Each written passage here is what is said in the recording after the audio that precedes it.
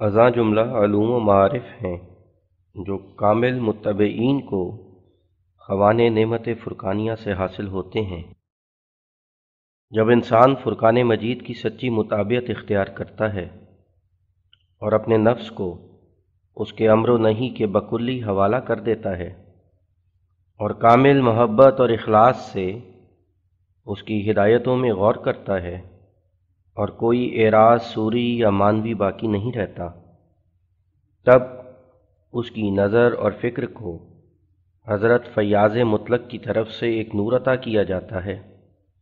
اور ایک لطیف عقل اس کو بخشی جاتی ہے، جس سے عجیب و غریب لطائف اور نکات علم الہی کے جو کلام الہی میں پوشیدہ ہیں اس پر کھلتے ہیں اور ابر نیساں کے رنگ میں معارف دقیقہ اس کے دل پر برستے ہیں۔ وہی معارف دقیقہ ہیں جن کو فرقان مجید میں حکمت کے نام سے موسوم کیا گیا ہے، جیسا کہ فرمایا ہے یؤتی الحکمت من یشاء ومن یؤت الحکمت فقد اوتی خیرا کثیرا، البقرہ 270۔ یعنی خدا جس کو چاہتا ہے حکمت دیتا ہے، اور جس کو حکمت دی گئی اس کو خیر کثیر دی گئی ہے، یعنی حکمت خیر کثیر پر مشتمل ہے، اور جس نے حکمت پائی اس نے خیر کثیر کو پا لیا۔ سو یہ علوم و معارف جو دوسرے لفظوں میں حکمت کے نام سے موسوم ہیں، یہ خیر کثیر پر مشتمل ہونے کی وجہ سے بحر محیط کے رنگ میں ہیں جو کلام الہی کے تابعین کو دیے جاتے ہیں، اور ان کے فکر اور نظر میں ایک ایسی برکت رکھی جاتی ہے جو اعلیٰ درجے کے حقائق حقہ ان کے نفس آئینہ صفت پر منعکس ہوتے رہتے ہیں اور کامل صداقتیں ان پر منکشف ہوتی رہتی ہیں، اور تائیدات الہیہ ہر یک تحقیق اور تدقیق کے وقت کچھ ایسا سامان ان کے لیے میسر کر دیتی ہیں جس سے بیان ان کا ادھورا اور ناقص نہیں رہتا اور نہ کچھ غلطی واقع ہوتی ہے۔ سو جو علوم و معارف و دقائق، حقائق و لطائف و نکات و ادلہ و براہین ان کو سوچتے ہیں، وہ اپنی کمیت اور کیفیت میں ایسے مرتبہ کاملہ پر واقع ہوتے ہیں کہ جو خارق عادت ہے اور جس کا موازنہ اور مقابلہ دوسرے لوگوں سے ممکن نہیں، کیونکہ وہ اپنے آپ ہی نہیں بلکہ تفہیم غیبی اور تائید صمدی ان کی پیش رو ہوتی ہے، اور اسی تفہیم کی طاقت سے وہ اسرار اور انوار قرآنی ان پر کھلتے ہیں کہ جو صرف عقل کی دودھ آمیز روشنی سے کھل نہیں سکتے۔ اور یہ علوم و معارف جو ان کو عطا ہوتے ہیں، جن سے ذات اور صفات الہی کے متعلق اور عالم معاد کی نسبت لطیف اور باریک باتیں اور نہایت عمیق حقیقتیں ان پر ظاہر ہوتی ہیں، یہ ایک روحانی خوارق ہیں کہ جو بالغ نظروں کی نگاہوں میں جسمانی خوارق سے اعلیٰ اور الطف ہیں، بلکہ غور کرنے سے معلوم ہوگا کہ عارفین اور اہل اللہ کا قدر و منزلت دانش مندوں کی نظر میں انہی خوارق سے معلوم ہوتا ہے، اور وہی خوارق ان کی منزلت عالیہ کی زینت اور آرائش اور ان کے چہرہ صلاحیت کی زیبائی اور خوبصورتی ہیں، کیونکہ انسان کی فطرت میں داخل ہے کہ علوم و معارف حقہ کی ہیبت سب سے زیادہ اس پر اثر ڈالتی ہے، اور صداقت اور معرفت ہر یک چیز سے زیادہ اس کو پیاری ہے۔ اور اگر ایک زاہد عابد ایسا فرض کیا جائے کہ صاحب مکاشفات ہے اور اخبار غیبیہ بھی اسے معلوم ہوتے ہیں اور ریاضات شاکہ بھی بجا لاتا ہے اور کئی اور قسم کے خوارق بھی اس سے ظہور میں آتے ہیں، مگر علم الہی کے بارے میں سخت جاہل ہے، یہاں تک کہ حق اور باطل میں تمیز ہی نہیں کر سکتا، بلکہ خیالات فاسدہ میں گرفتار اور عقائد غیر صحیحہ میں مبتلا ہے، ہر یک بات میں خام اور ہر یک رائے میں فاش غلطی کرتا ہے، تو ایسا شخص طباع سلیمہ کی نظر میں نہایت حقیر اور ذلیل معلوم ہوگا۔ اس کی یہی وجہ ہے کہ جس شخص سے دانا انسان کو جہالت کی بدبو آتی ہے اور کوئی احمقانہ کلمہ اس کے منہ سے سن لیتا ہے تو فی الفور اس کی طرف سے دل متنفر ہو جاتا ہے، اور پھر وہ شخص عاقل کی نظر میں کسی طور سے قابل تعظیم نہیں ٹھہر سکتا، اور گو کیسا ہی زاہد عابد کیوں نہ ہو کچھ حقیر سا معلوم ہوتا ہے۔ بس انسان کی اس فطرتی عادت سے ظاہر ہے کہ خوارق روحانی یعنی علوم و معارف اس کی نظر میں اہل اللہ کے لیے شرط لازمی اور اکابر دین کی شناخت کے لیے علامات خاصہ اور ضروریہ ہیں۔ بس یہ علامتیں فرقان شریف کی کامل تابعین کو اکمل اور اتم طور پر عطا ہوتی ہیں، اور باوجود کہ ان میں سے اکثروں کی سرشت پر امیت غالب ہوتی ہے اور علوم رسمیہ کو باستیفاء حاصل نہیں کیا ہوتا، لیکن نکات اور لطائف علم الہی میں اس قدر اپنے ہم عصروں سے سبقت لے جاتے ہیں کہ بسا اوقات بڑے بڑے مخالف ان کی تقریروں کو سن کر یا ان کی تحریروں کو پڑھ کر اور دریائے حیرت میں پڑھ کر بلا اختیار بول اٹھتے ہیں کہ ان کے علوم و معارف ایک دوسرے عالم سے ہیں جو تائیدات الہی کے رنگ خاص سے رنگین ہیں۔ اور اس کا ایک یہ بھی ثبوت ہے کہ اگر کوئی منکر بطور مقابلہ کے الہیات کے مباحث میں سے کسی بحث میں ان کی محققانہ اور عارفانہ تقریروں کے ساتھ کسی تقریر کا مقابلہ کرنا چاہے تو اخیر پر بشرط انصاف و دیانت اس کو اقرار کرنا پڑے گا کہ صداقت حقہ اسی تقریر میں تھی جو ان کے منہ سے نکلی تھی، اور جیسے جیسے بحث عمیق ہوتی جائے گی بہت سے لطیف اور دقیق براہین ایسے نکلتے آئیں گے جن سے روز روشن کی طرح ان کا سچا ہونا کھلتا جائے گا۔ چنانچہ ہر یک طالب حق پر اس کا ثبوت ظاہر کرنے کے لیے ہم آپ ہی ذمہ وار ہیں۔ ازاں جملہ ایک عصمت بھی ہے جس کو حفظ الہی سے تعبیر کیا جاتا ہے، اور یہ عصمت بھی فرقان مجید کے کامل تابعین کو بطور خارق عادت عطا ہوتی ہے، اور اس جگہ عصمت سے مراد ہماری یہ ہے کہ وہ ایسی نالائق اور مذموم عادات اور خیالات اور اخلاق اور افعال سے محفوظ رکھے جاتے ہیں جن میں دوسرے لوگ دن رات آلودہ اور ملوث نظر آتے ہیں، اور اگر کوئی لغزش بھی ہو جائے تو رحمت الہیہ جل کر ان کا تدارک کر لیتی ہے۔ یہ بات ظاہر ہے کہ عصمت کا مقام نہایت نازک اور نفس امارہ کے مقتضیات سے نہایت دور پڑا ہوا ہے، جس کا حاصل ہونا بجز توجہ خاص الہی کے ممکن نہیں۔ مثلا اگر کسی کو یہ کہا جائے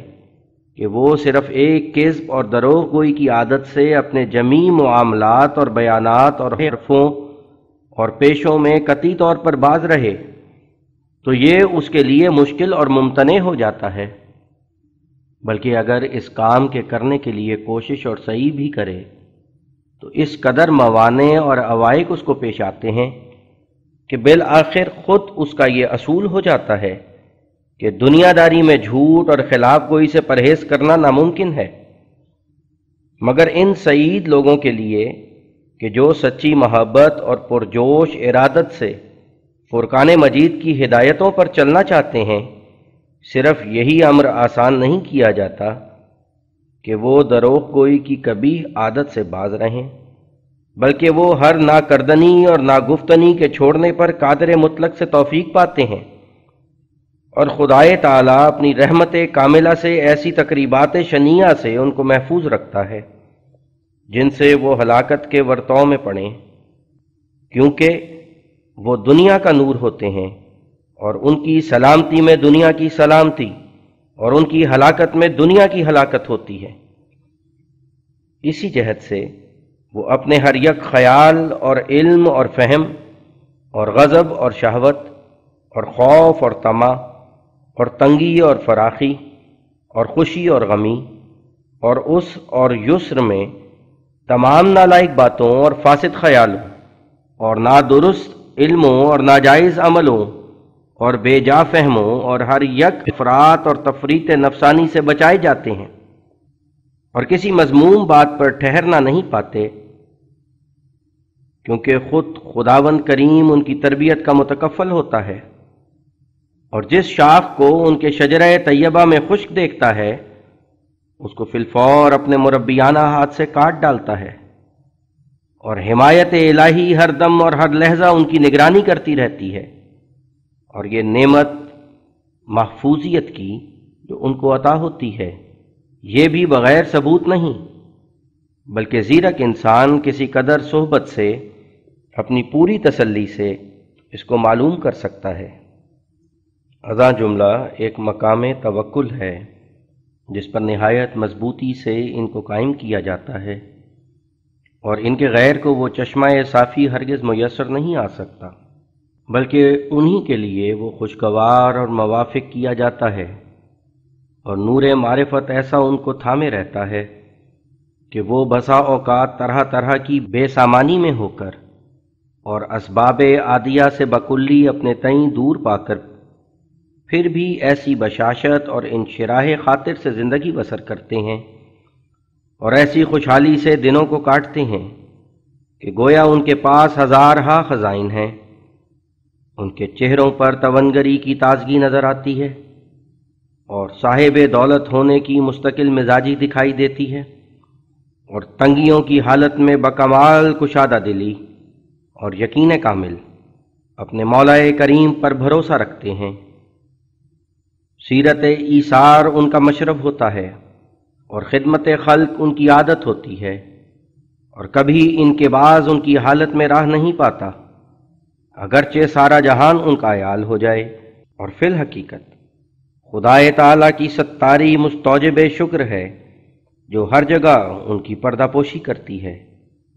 اور قبل اس کے جو کوئی آفت فوق الطاقت نازل ہو ان کو دامن عاطفت میں لے لیتی ہے، کیونکہ ان کے تمام کاموں کا خدا متولی ہوتا ہے، جیسا کہ اس نے آپ ہی فرمایا ہے وَهُوَ يَتَوَلَّى الصَّالِحِينَ الاعراف 197۔ لیکن دوسروں کو دنیا داری کے دل آزار اسباب میں چھوڑا جاتا ہے، اور وہ خارق عادت سیرت جو خاص ان لوگوں کے ساتھ ظاہر کی جاتی ہے کسی دوسرے کے ساتھ ظاہر نہیں کی جاتی، اور یہ خاصہ ان کا بھی صحبت سے بہت جلد ثابت ہو سکتا ہے۔ ازاں جملہ ایک مقام محبت ذاتی کا ہے جس پر قرآن شریف کے کامل متبعین کو قائم کیا جاتا ہے، اور ان کے رگ و ریشہ میں اس قدر محبت الہیہ تاثیر کر جاتی ہے کہ ان کے وجود کی حقیقت بلکہ ان کی جان ہو جاتی ہے، اور محبوب حقیقی سے ایک عجیب طرح کا پیار ان کے دلوں میں جوش مارتا ہے، اور ایک خارق عادت انس اور شوق ان کے قلوب صافیہ پر مستولی ہو جاتا ہے کہ جو غیر سے بکلی منقطع اور گسستہ کر دیتا ہے، اور آتش عشق الہی ایسی افروختہ ہوتی ہے کہ جو ہم صحبت لوگوں کو اوقات خاصہ میں بدیہی طور پر مشہود اور محسوس ہوتی ہے، بلکہ اگر محبان صادق اس جوش محبت کو کسی ہیلا اور تدبیر سے پوشیدہ رکھنا بھی چاہیں تو یہ ان کے لیے غیر ممکن ہو جاتا ہے، جیسے اس شاک مجازی کے لیے بھی یہ بات غیر ممکن ہے کہ وہ اپنے محبوب کی محبت کو جس کے دیکھنے کے لیے دن رات مرتے ہیں اپنے رفیقوں اور ہم صحبتوں سے چھپائے رکھیں، بلکہ وہ عشق جو ان کے کلام اور ان کی صورت اور ان کی آنکھ اور ان کی وضع اور ان کی فطرت میں گھس گیا ہے اور ان کے بال بال سے مترشح ہو رہا ہے، وہ ان کے چھپانے سے ہرگز چھپ ہی نہیں سکتا، اور ہزار چھپائیں کوئی نہ کوئی نشان اس کا نمودار ہو جاتا ہے۔ اور سب سے بزرگ تر ان کے صدق قدم کا نشان یہ ہے کہ وہ اپنے محبوب حقیقی کو ہر یک چیز پر اختیار کر لیتے ہیں، اور اگر آلام اس کی طرف سے پہنچیں تو محبت ذاتی کے غلبہ سے برنگ انعام ان کو مشاہدہ کرتے ہیں، اور عذاب کو شربت عصب کی طرح سمجھتے ہیں۔ کسی تلوار کی تیز دھار ان میں اور ان کے محبوب میں جدائی نہیں ڈال سکتی، اور کوئی بلیہ عظمی ان کو اپنے اس پیارے کی یادداشت سے روک نہیں سکتے۔ اسی کو اپنی جان سمجھتے ہیں، اور اسی کی محبت میں لذات پاتے اور اسی کی ہستی کو ہستی خیال کرتے ہیں اور اسی کے ذکر کو اپنی زندگی کا ماحصل قرار دیتے ہیں۔ اگر چاہتے ہیں تو اسی کو، اگر آرام پاتے ہیں تو اسی سے، تمام عالم میں اسی کو رکھتے ہیں اور اسی کے ہو رہتے ہیں، اسی کے لیے جیتے ہیں، اسی کے لیے مرتے ہیں، عالم میں رہ کر پھر بے عالم ہیں اور باخود ہو کر پھر بے خود ہیں۔ نہ عزت سے کام رکھتے ہیں، نہ نام سے، نہ اپنی جان سے، نہ اپنے آرام سے، بلکہ سب کچھ ایک کے لیے کھو بیٹھتے ہیں اور ایک کے پانے کے لیے سب کچھ دے ڈالتے ہیں۔ لا یدرک آتش سے جلتے جاتے ہیں اور کچھ بیان نہیں کر سکتے کہ کیوں جلتے ہیں، اور تفہیم اور تفاہم سے سم و بکمن ہوتے ہیں اور ہر یک مصیبت اور ہر یک رسوائی کے سہنے کو تیار رہتے ہیں اور اس سے لذت پاتے ہیں۔ عشق است که بر خاک مذلت غلطاند، عشق است که بر آتش سوزان بنشاند،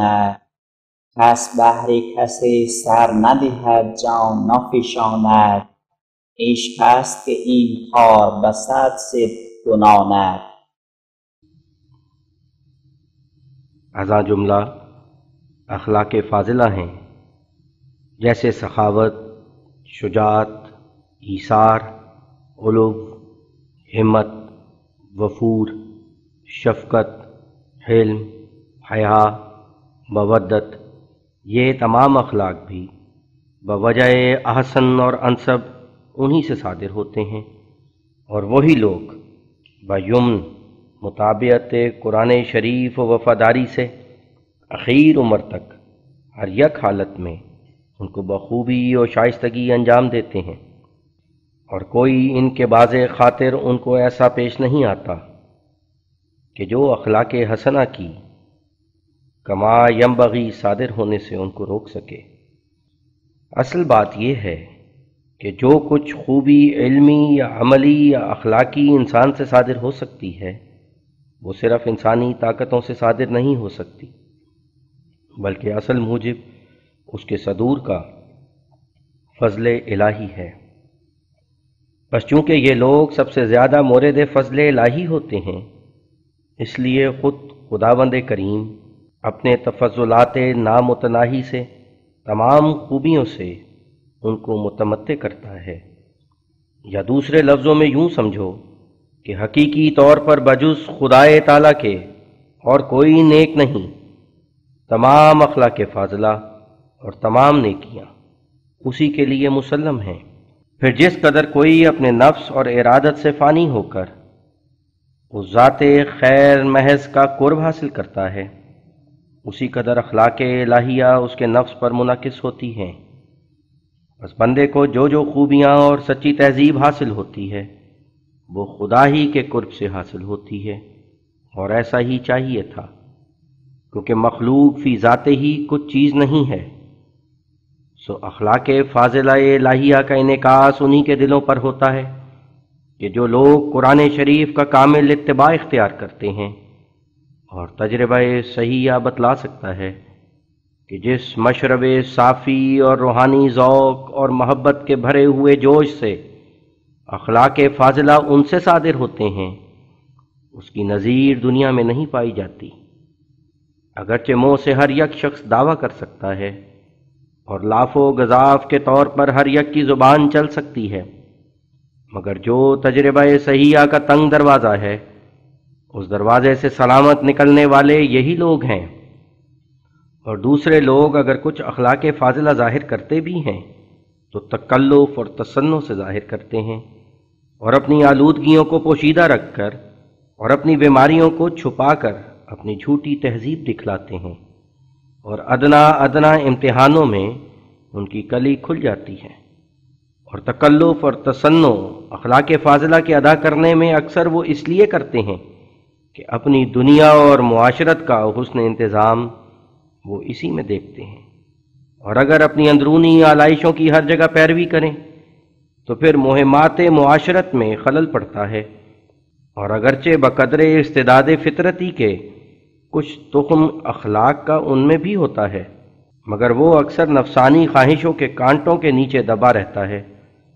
اور بغیر آمیزش اغراض نفسانی کے خالصاً للہ ظاہر نہیں ہوتا، چہ جائے کہ اپنے کمال کو پہنچے، اور خالصاً للہ انہی میں وہ تخم کمال کو پہنچتا ہے کہ جو خدا کے ہو رہتے ہیں اور جن کے نفوس کو خدائے تعالی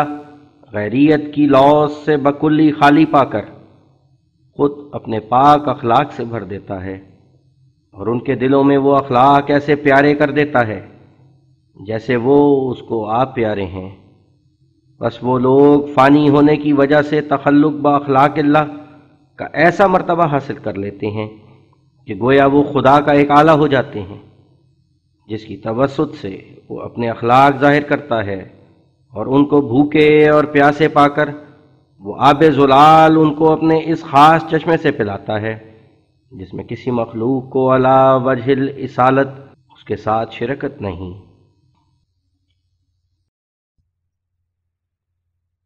اور من جملہ ان عطیات کے ایک کمال عظیم جو قرآن شریف کے کامل تابعین کو دیا جاتا ہے عبودیت ہے، یعنی وہ باوجود بہت سے کمالات کے ہر وقت نقصان ذاتی اپنا پیش نظر رکھتے ہیں اور بشہود کبریائی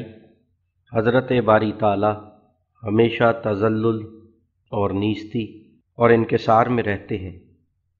اور اپنی اصل حقیقت ذلت اور مفلسی اور ناداری اور پرتقصیری اور خطاواری سمجھتے ہیں، اور ان تمام کمالات کو جو ان کو دیے گئے ہیں اس عارضی روشنی کی مانند سمجھتے ہیں جو کسی وقت آفتاب کی طرف سے دیوار پر پڑتی ہے، جس کو حقیقی طور پر دیوار سے کچھ بھی علاقہ نہیں ہوتا اور لباس مستعار کی طرح مارز زوال میں ہوتی ہے۔ پس وہ تمام خیر و خوبی خدا ہی میں محصور رکھتے ہیں اور تمام نیکیوں کا چشمہ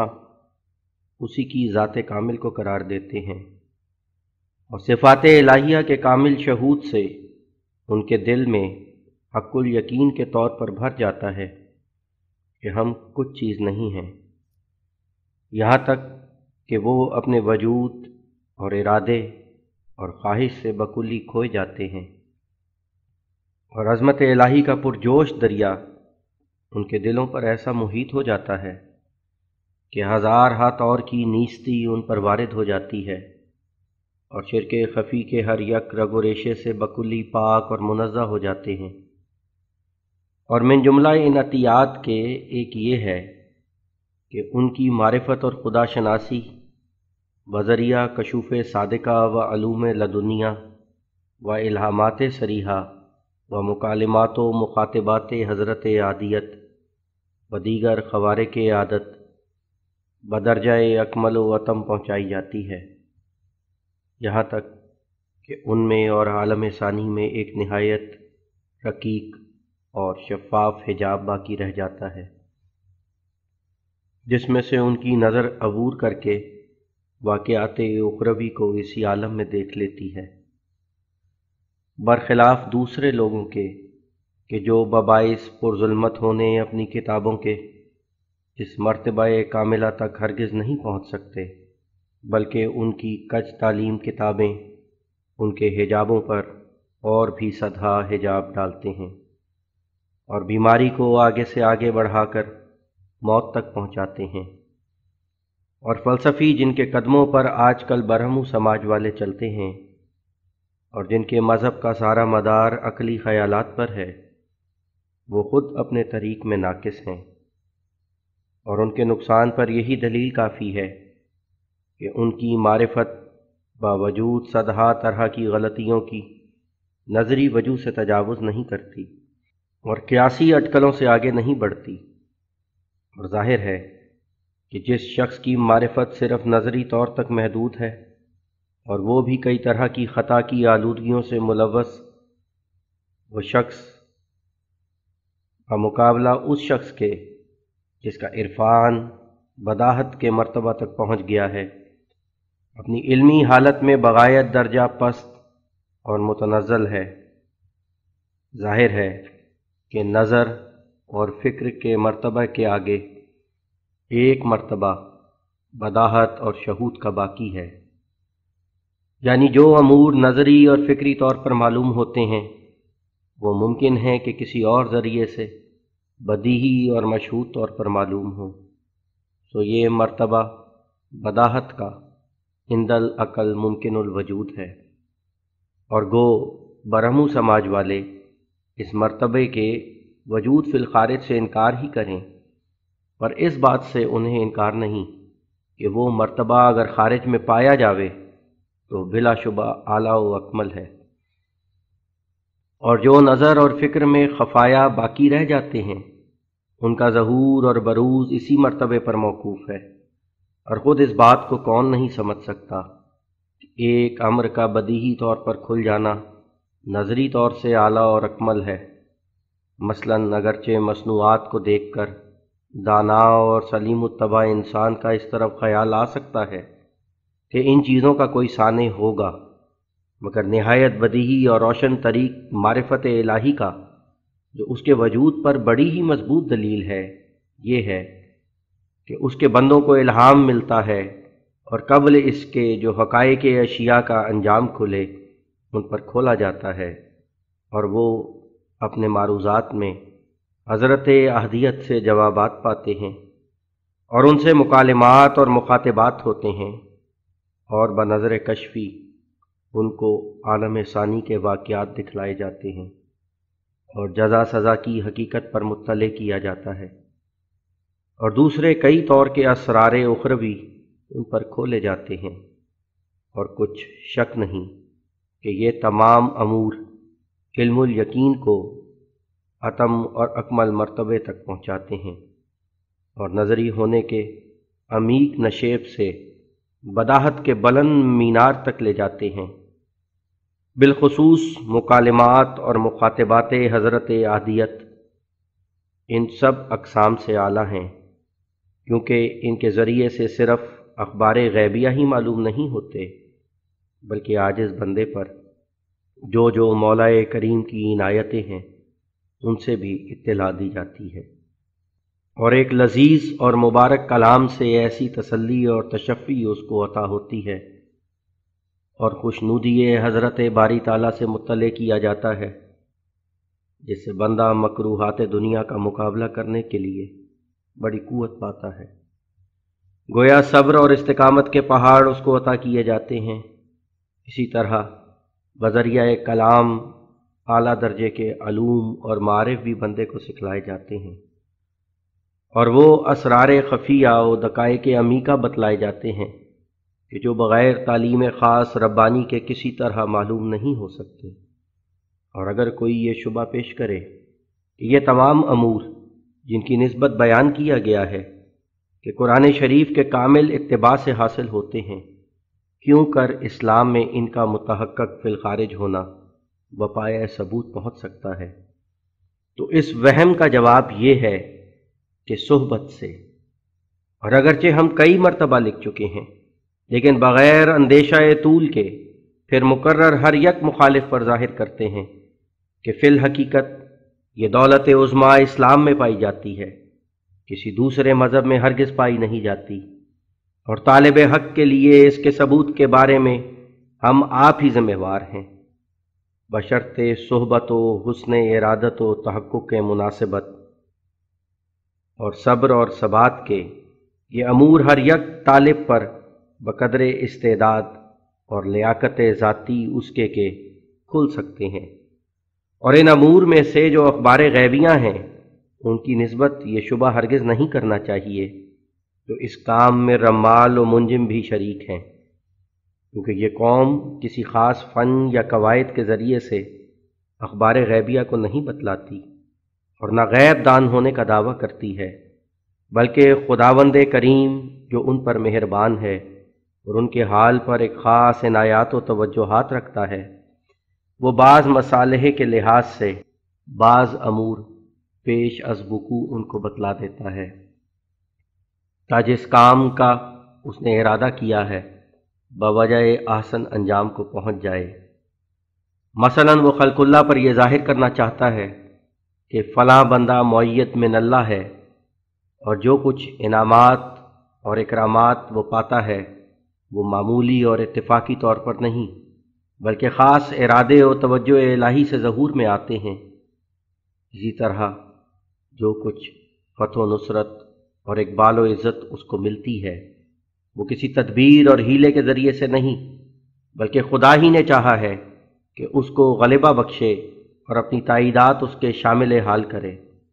बस वो करीम और रहीम इस मकसूद के साबित करने की गरज से इन इनामात और फतूह से पहले बतौर पेशगोई उन नेमतों के अता करने की बशारत दे देता है। तो इन पेशगोइयों से मकसूद बेज़ात अखबार गैबिया नहीं होती बल्कि मकसूद बेज़ात ये होता है कि ता यकीनी और कती तौर पर साबित हो जाए कि वो शख्स मुअय्यद मिन अल्लाह और उन ख़ास लोगों में से है जिनकी तायीद के लिए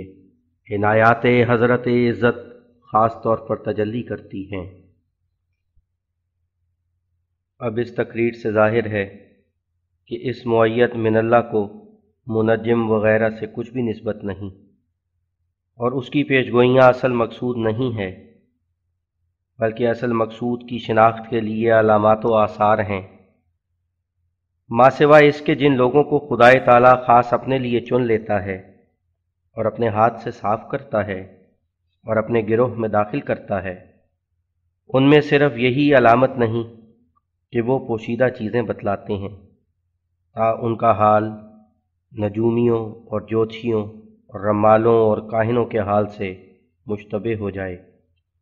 और कुछ माबहिल इम्तियाज़ बाकी ना रहे बल्कि उनके शामिल हाल एक अज़ीमुश्शान नूर होता है जिसके मुशाहिदे के सबब से तालिब सादिक बदीही तौर पर उनको शिनाख्त कर सकता है और हकीकत में वही एक नूर है जो उनके हर एक कौल और फ़ेल और हाल और काल और अक्ल और फ़हम और ज़ाहिर और बातिन पर मुहीत हो जाता है और सदहा शाखें उसकी नमूदार हो जाती हैं और रंगारंग की सूरतों में जलवा फरमाता है। वही नूर शदाइद और मसाइब के वक्तों में सब्र की सूरत में ज़ाहिर होता है और इस्तिकामत और रज़ा के पैराए में अपना चेहरा दिखाता है। तब ये लोग जो उस नूर के मोरिद हैं आफ़ाते अज़ीमा के मुकाबिला पर जिबाल रासियात की तरह दिखाई देते हैं और जिन सदमात की अदना मस से ना आशना लोग रोते और चिल्लाते हैं बल्कि करीब बमर्ग हो जाते हैं उन सदमात के सख्त ज़ोरावर हमलों को ये लोग कुछ चीज़ नहीं समझते और फिलफौर हिमायत इलाही किनारे आतिफत में उनको खींच लेती है और कोई खामी और बेसब्री उनसे ज़ाहिर नहीं होती बल्कि महबूब हकीकी के इलाम को बरंगे इनाम देखते हैं और बकुशादगी सीना व इंशिराह खातिर इसको कबूल करते हैं बल्कि इससे मुतलज़्ज़ज़ होते हैं क्योंकि ताकतों और क़ुव्वतों और सब्रों के पहाड़ उनकी तरफ रवां किए जाते हैं और मोहब्बत इलाहिया की पुरजोश मौजें गैर की याददाश्त से उनको रोक लेती हैं। बस उनसे एक ऐसी बर्दाश्त ज़हूर में आती है कि जो खारिक आदत है और जो किसी बशर से बिला ताईद इलाही मुमकिन नहीं और ऐसा ही वो नूर हाजात के वक्तों में कनात की सूरत में उन पर जलवागर होता है। तो दुनिया की ख्वाहिशों से एक अजीब तौर की बरूदत उनके दिलों में पैदा हो जाती है कि बदबूदार चीज़ की तरह दुनिया को समझते हैं और यही दुनियावी लज्जात जिनके हजूस पर दुनियादार लोग फरेफ्ता हैं वह बशौके तमाम उनके जोया और उनके जवाल से सख्त हरासा हैं। ये उनकी नज़र में बगायत दर्जा नाचीज़ हो जाते हैं और तमाम सरूर अपना इसी में पाते हैं कि मौलाए हकीकी की वफ़ा और मोहब्बत और रज़ा से दिल भरा रहे और उसी के ज़ौक़ और शौक़ और उनसे औकात मामूर रहें। उस दौलत से बेजार हैं कि जो उसकी खिलाफ मर्ज़ी है और उस इज़्ज़त पर खाक डालते हैं जिसमें मौला करीम की इरादत नहीं। और ऐसा ही वो नूर कभी फिरासत के लिबास में ज़ाहिर होता है और कभी क़ुव्वत नज़रिया की बुलंद परवाज़ी में और कभी क़ुव्वत अमलिया की हैरत अंगेज़ कारगुजारी में, कभी हिल्म और रिफ़ के लिबास में और कभी दरुश्ती और गैरत के लिबास में, कभी सखावत और ईसार के लिबास में, कभी शुजाअत और इस्तिकामत के लिबास में, कभी किसी खुल्क के लिबास में और कभी किसी खुल्क के लिबास में, और कभी मुखातिबात हज़रत आहदियत के पैराए में और कभी कशूफ़ सादिका और आलामात वाज़ेहा के रंग में। यानी जैसा मौका पेश आता है उस मौके के मुनासिब हाल वो नूर हज़रत वाहिबुल खैर की तरफ से जोश मारता है। नूर एक ही है और ये तमाम उसकी शाखें हैं। जो शख्स फ़कत एक शाख को देखता है और सिर्फ़ एक टहनी पर नज़र रखता है उसकी नज़र महदूद रहती है, इसलिए बसा औक़ात वो धोखा खा लेता है। लेकिन जो शख्स यकजाई निगाह से इस शजरा तैयबा की तमाम शाखों पर नज़र डालता है और उनके अनवाअ व अक़साम के फलों और शगुफ़ों की कैफियत मालूम करता है, वो रोज़े रोशन की तरह उन नूरों को देख लेता है और नूरानी जलाल की खींची हुई तलवारें उसके तमाम घमंडों को तोड़ डालती हैं। शायद इस जगह बाज़ तबाए पर ये अश्काल पेश आवे कि क्यों कर इन कमालात को वो लोग भी पा लेते हैं कि जो न नबी हैं और न रसूल। लेकिन जैसा कि हम पहले भी लिख चुके हैं, ये अश्काल एक नाचीज़ वहम है कि जो उन लोगों के दिलों को पकड़ता है कि जो इस्लाम की असल हकीकत से नावाकिफ़ हैं। अगर नबियों के ताबईन को उनके कमालात और अलूम और मारिफ में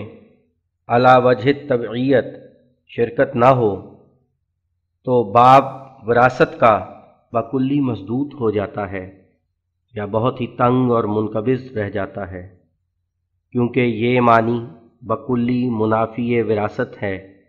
कि जो कुछ फ़यूज़ हज़रत मबदा फ़याज़ से उसके रसूलों और नबियों को मिलते हैं और जिस नूरानियत यकीन और मारिफत तक उन मुक़द्दसों को पहुँचाया जाता है, उस शरबत से उनके ताबईन के हलक महज ना आशना रहें और सिर्फ़ खुश्क और ज़ाहिरी बातों से ही उनके आंसू पोंछे जाएं। ऐसी तजवीज़ से ये भी लाजिम आता है कि हज़रत फ़याज़ मुतलक की ज़ात में भी एक किस्म का बुख़्ल हो और नीज़ इससे कलाम इलाही और रसूल मकबूल की अज़मत और बुज़ुर्गी की कसर शान लाजिम आती है, क्योंकि कलाम इलाही की आला तासीरें और नबी मासूम की क़ुव्वत कुदसिया के कमालात इसी में हैं कि अनवारे दाइमा कलाम इलाही के हमेशा क़लूब साफ़िया और मुस्तइदा को रोशन करते रहें, न ये कि तासीर उनकी बकुल्ली मुअत्तल हो या सिर्फ़ मादूद चंद तक होकर फिर हमेशा के लिए बातिल हो जाए और ज़ाइलुल क़ुव्वत दवा की तरह फ़कत नाम ही तासीर का बाकी रह जाए, माँ सिवाय इसके जबकि एक हकीकत वाकई तौर पर हर अहद और हर ज़माने में खारिज में मुतहक्कुल वजूद चली आई है और अब भी मुतहक्कुल वजूद है और शहादात मुतकासिरा से इसका सबूत बदीही तौर पर मिल सकता है, तो फिर ऐसी रोशन सदाकत से क्यों कर कोई मुनसिफ इनकार कर सकता है और ऐसी खुला खुली सच्चाई क्यों कर और कहाँ छुप सकती है। हालांकि क़ियास भी यही चाहता है कि जब तक दरख्त कायम हो उसको फल भी लगते रहें। हाँ, जो दरख्त खुश्क हो जाए या जड़ से काटा जाए उसके फलों की तवक्को रखना महज नादानी है।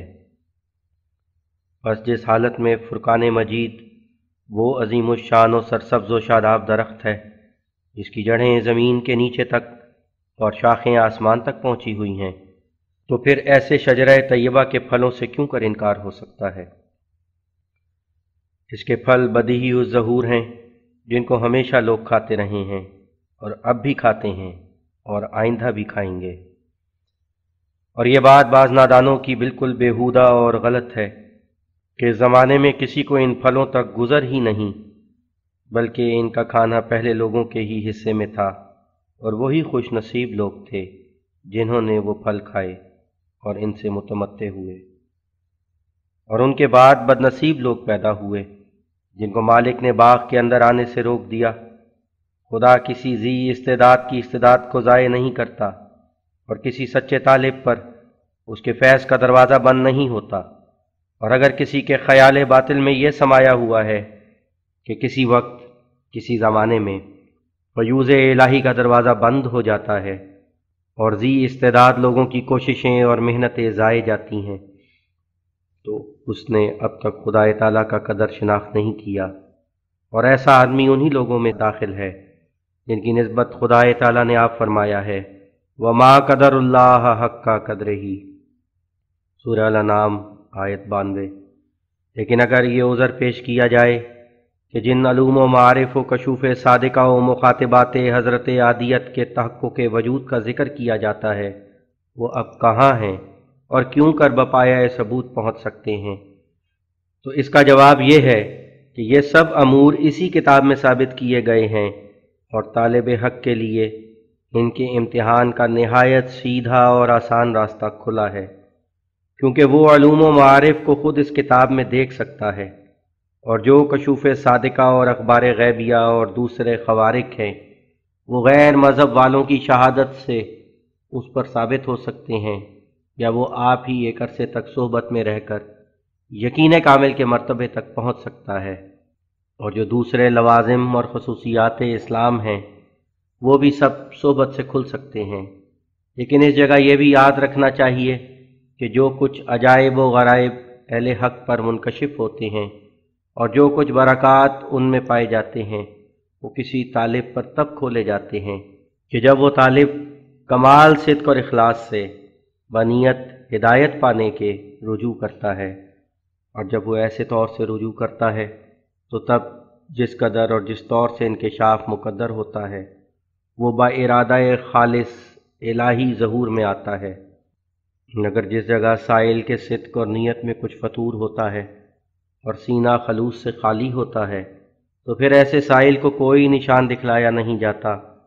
یہی عادت خداوند تعالیٰ کی انبیاء کرام سے ہے، جیسا کہ یہ بات انجیل کے مطالعے سے نہایت ظاہر ہے کہ کئی مرتبہ یہودیوں نے مسیح سے کچھ معجزہ دیکھنا چاہا تو اس نے معجزہ دکھلانے سے صاف انکار کیا اور کسی گزشتہ معجزے کا بھی حوالہ نہ دیا۔ چنانچہ مرکز کی انجیل کے 8 باب اور 12 آیت میں بھی اسی کی تصریح ہے، اور عبارت مذکور یہ ہے،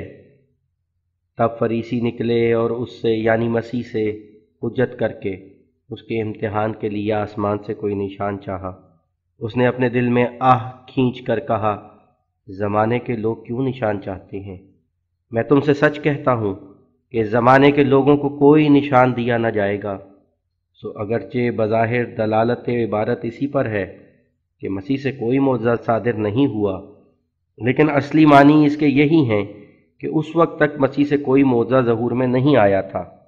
تب ہی اس نے کسی گزشتہ معجزے کا حوالہ نہیں دیا، کیونکہ یہود میں صاحب صدق اور اخلاص کم تھے تا کسی کے حسن ارادت کے لحاظ سے کوئی معجزہ ظہور میں آتا۔ لیکن اس کے بعد جب لوگ صاحب صدق اور ارادت پیدا ہو گئے اور طالب حق بن کر مسیح کے پاس آئے تو وہ معجزات دیکھنے سے محروم نہیں رہے۔ چنانچہ یہودا اسکریوتی کی خراب نیت پر مسیح کا مطلع ہو جانا یہ اس کا ایک معجزہ ہی تھا، جو اس نے اپنے شاگردوں اور صادق الاعتقاد لوگوں کو دکھلایا، اگرچہ اس کے دوسرے سب عجیب کام بباعث قصہ حوض اور بوجہ آیت مذکورہ بالا کے مخالف کی نظر میں قابل انکار اور محل اعتراض ٹھہر گئے اور اب بطور حجت مستعمل نہیں ہو سکتے، لیکن معجزہ مذکورہ بالا منصف مخالف کی نظر میں بھی ممکن ہے کہ ظہور میں آیا ہو۔ غرض معجزات اور خوارق کے ظہور کے لیے طالب کا صدق اور اخلاص شرط ہے، اور صدق اور اخلاص کے یہی آثار و علامات تھے کہ کینہ اور مکابرہ درمیان نہ ہو، اور صبر اور ثبات اور غربت اور تذلل سے بنیت ہدایت پانے کے کوئی نشان طلب کیا جائے، اور پھر اس نشان کے ظہور تک صبر اور ادب سے انتظار کیا جائے تا خداوند کریم وہ بات ظاہر کرے جس سے طالب صادق یقین کامل کے مرتبے تک پہنچ جائے۔ غرض ادب اور صدق اور صبر बरक़ात इलाहिया के ज़हूर के लिए शर्त आज़म है। जो शख्स फैज़ इलाही से मुस्तफ़ीज़ होना चाहता है, उसके हाल के यही मुनासिब है कि वो सरापा अदब होकर बतमाम तर गुर्बत व सब्र इस नेमत को इसके अहल के दरवाज़े से तलब करे, और जहाँ मारिफत इलाहिया का चश्मा देखे, आप उफ्ताओं खीज़ां इस चश्मे की तरफ दौड़े और फिर सब्र और अदब से कुछ दिनों तक ठहरा रहे। लेकिन जो लोग खुदा ताला की तरफ से साहिब ख़वारिक हैं, उनका ये मनसब नहीं है कि वो शोबदाबाजों की तरह बाज़ारों और मजालिस में तमाशा दिखलाते फिरें, और न ये अमूर उनके इख्तियार में हैं, बल्कि असल हकीकत ये है कि उनके पत्थर में आग तो बिला शुबा है, लेकिन सादिकों और साबिरों और मुखलिसों की पुर इरादत ज़रब पर उस आग का ज़हूर और बरूज़ मौकूफ़ है। और एक और बात भी याद रखनी चाहिए, और वो ये है कि अहलुल्लाह के कशूफ़ और इलामात को फ़कत अखबार गैबिया का ही खिताब देना गलती है, बल्कि वो कशूफ़ और इलामात ताईदात इलाहिया के बाग़ की खुशबुएँ हैं, जो दूर से ही इस बाग़ का वजूद बतलाते हैं। और अज़मत और शान उन कशूफ़ और इलामात के उस शख्स पर कमा हक़्क़ुहू खुलती है जिसकी नज़र ताईदात इलाहिया की तलाश में हो, यानी वो असल निशान ताईदात इलाहिया को ठहरा कर पेशगोइयों को उन ताईदों के लवाजिम समझता हो जो बग़रज़ साबित करने ताईदों के इस्तेमाल में लाए गए हैं। गरज़ मदार मुकर्रबुल्लाह होने का ताईदात इलाहियाँ हैं, और पेशगोइयाँ रोशन सबूत से उन ताईदात का वाकई तौर पर पाया जाना हर यक आम और ख़ास को दिखलाते हैं। पस ताईदात असल हैं और पेशगोइयाँ उनकी फ़रा, और ताईदात कर्स आफ्ताब की तरह हैं और पेशगोइयाँ उस आफ्ताब की शुआएँ और किरणें हैं। ताईदात को पेशगोइयों के वजूद से ये फ़ायदा है कि ता हर यक को मालूम हो कि वो हकीकत में ख़ास ताईदें हैं, मामूली इत्तेफाकात से नहीं, और बख्त और इत्तेफाक पर महमूल नहीं हो सकती। और पेशगोइयों को ताईदात के वजूद से ये फ़ायदा है कि इस बुज़ुर्ग पैवंद से उनकी शान बढ़ती है, और एक बेमिसल खसूसियत उनमें पैदा हो जाती है कि जो मुय्यदान इलाही के गैर में नहीं पाई जाती। सो यही खसूसियत आम पेशगोइयों और उन जलील शान पेशगोइयों में माबेहिल इम्तियाज़ ठहर जाता है। खुलासा कलाम ये कि इस कौम की अज़मत और बुज़ुर्गी के समझने के लिए जो पेशगोइयों और ताईदात कामिला में एक पैवंद है, उसको ख़याल में रखना चाहिए, क्योंकि ये पैवंद दूसरे लोगों की पेशगोइयों में गैर मुमकिन और मुमतने है, और नीज़ उनकी पेशगोइयों में ऐसी फाश गलतियाँ निकल आती हैं जिनसे हर यक ज़िल्लत उनकी ज़ाहिर होती है। मगर खुदा के लोग जो होते हैं, उनकी रोशन पेशगोइयाँ हमेशा से सच्चाई के नूर से मुनव्वर होती हैं, माँ सिवाय इसके वो मुबारक पेशगोइयाँ एक अजीब तौर की अजीब ताईद से लाजिम मलजूम होती हैं। खुदा अपने बंदों के कामों का आप मुतवल्ली होकर एक हैरत अंगेज़ तौर पर उनकी ताईद करता है, और क्या ज़ाहिरी तौर पर और क्या बातनी तौर पर हर दम और हर लहजा उनकी मदद में रहता है, और उनसे उसकी यही आदत है कि उनको अपनी ताईदात की ख़बरें पेश अज़ वुकू बतलाता है, और उनके तरद्दुद व तफक्कुर के वक्त में अपने पुरनूर कलाम से उनको तसल्ली और तशफ़ी बख्शता है, और फिर एक ऐसे अजीब तौर पर उनकी मदद करता है कि जो ख़याल और गुमान में नहीं होती। और जो शख्स उनकी सोबत में रहकर इन बातों को अमीक निगाह से देखता रहता है और साफ़ और पाक नज़र से उनकी अज़मत और बुज़ुर्गी पर गौर करता है, उसको बिला इख्तियार एक ज़रूरी और जाज़िम यकीन से इकरार करना पड़ता है कि ये लोग मुअय्यद मिन अल्लाह हैं, और हज़रत आहदियत को उनकी तरफ एक ख़ास तवज्जो है, क्योंकि यह बात ज़ाहिर है कि जब एक आध दफ़ा नहीं बल्कि 20 दफ़ा किसी इंसान को इत्तेफाक पड़े कि वो किसी ताईद का वादा कबल अज़ वुकू सुनकर फिर इस ताईद को ज़हूर में आते हुए बचश्मे खुद देख ले, तो कोई इंसान ऐसा पागल और दीवाना नहीं कि फिर भी इन सही पेशगोइयों और कवी ताईदों पर यकीन कामिल न कर सके। हाँ, अगर फ़र्ते तासुब और बेईमानी से किसी चशमदीद माजरा का दानिस्ता इनकार करे तो ये और बात है, लेकिन फिर भी इसका दिल इनकार नहीं कर सकता, और हर वक्त اس کو ملزم کرتا ہے کہ تو شریر اور سرکش آدمی ہے۔ اب چند کشوف اور علامات نو واردہ بغرض افادہ طالبین حق لکھے جاتے ہیں، اور اسی طرح انشاءاللہ تعالی وقتاً فوقتاً اگر خدا نے چاہا تو جو کچھ مواہب لدنیا سے اس احقر عباد پر ظاہر کیا جائے گا وہ اس کتاب میں درج ہوتا رہے گا الا ماشاء اللہ۔ اور اس سے غرض یہ ہے کہ تا یقین اور معرفت کے سچے طالب فائدہ حاصل کریں اور اپنی حالت میں کشائش پاویں، اور ان کے دل پر سے وہ پردے اٹھیں جن سے ان کی ہمت نہایت پست اور ان کے خیالات نہایت پر ظلمت ہو رہے ہیں۔ اور اس جگہ ہم مقرراً یہ بھی ظاہر کرتے ہیں کہ یہ باتیں ایسی نہیں ہیں جن کا ثبوت دینے سے یہ خاکسار عاجز ہو، یا جن کے ثبوت میں اپنے ہی ہم مذہبوں کو پیش کیا جائے، بلکہ یہ وہ بدیہہ الصدق باتیں ہیں جن کی صداقت پر مخالف المذہب لوگ گواہ ہیں، اور جن کی سچائی پر وہ لوگ شہادت دے سکتے ہیں جو ہمارے دینی دشمن ہیں۔ اور یہ سب اہتمام اس لیے کیا گیا کہ تا جو لوگ فی الحقیقت راہ راست کے خواہاں اور جویاں ہیں ان پر بکمال انکشاف ظاہر ہو جائے کہ تمام برکات اور انوار اسلام میں محدود اور محصور ہیں، اور تا جو اس زمانے کے ملحد ذریت ہے اس پر خدائے تعالیٰ کی حجت قاطعہ اتمام کو پہنچے، اور تا ان لوگوں کی فطرتی شیطنت ہر یک منصف پر ظاہر ہو کہ جو ظلمت سے دوستی اور نور سے دشمنی رکھ کر حضرت خاتم الانبیاء صلی اللہ علیہ وسلم کے مراتب عالیہ سے انکار کر کے اس عالی جناب کی شان کی نسبت اور خبث کلمات منہ پر لاتے ہیں، اور اس افضل البشر پر ناحق کی تہمتیں لگاتے ہیں، اور بباعث غایت درجہ کی کور باطنی کے اور بوجہ نہایت درجہ کی بے ایمانی کے اس بات سے بے خبر ہو رہے ہیں کہ دنیا میں وہی ایک کامل انسان آیا ہے جس کا نور آفتاب کی طرح ہمیشہ دنیا پر اپنی شعائیں ڈالتا رہا ہے اور ہمیشہ ڈالتا رہے گا، اور تا ان تحریرات حقہ سے اسلام کی شان و شوکت خود مخالفوں کے اقرار سے ظاہر ہو جائے، اور تا جو شخص سچی طلب رکھتا ہے اس کے لیے ثبوت کا راستہ کھل جائے، اور جو اپنے میں کچھ دماغ رکھتا ہو اس کی دماغ شکنی ہو جائے۔ اور نیز ان کشوف اور علامات کے لکھنے کا یہ بھی ایک باعث ہے کہ تا اس سے مومنوں کی قوت ایمانی بڑھے اور ان کے دلوں کو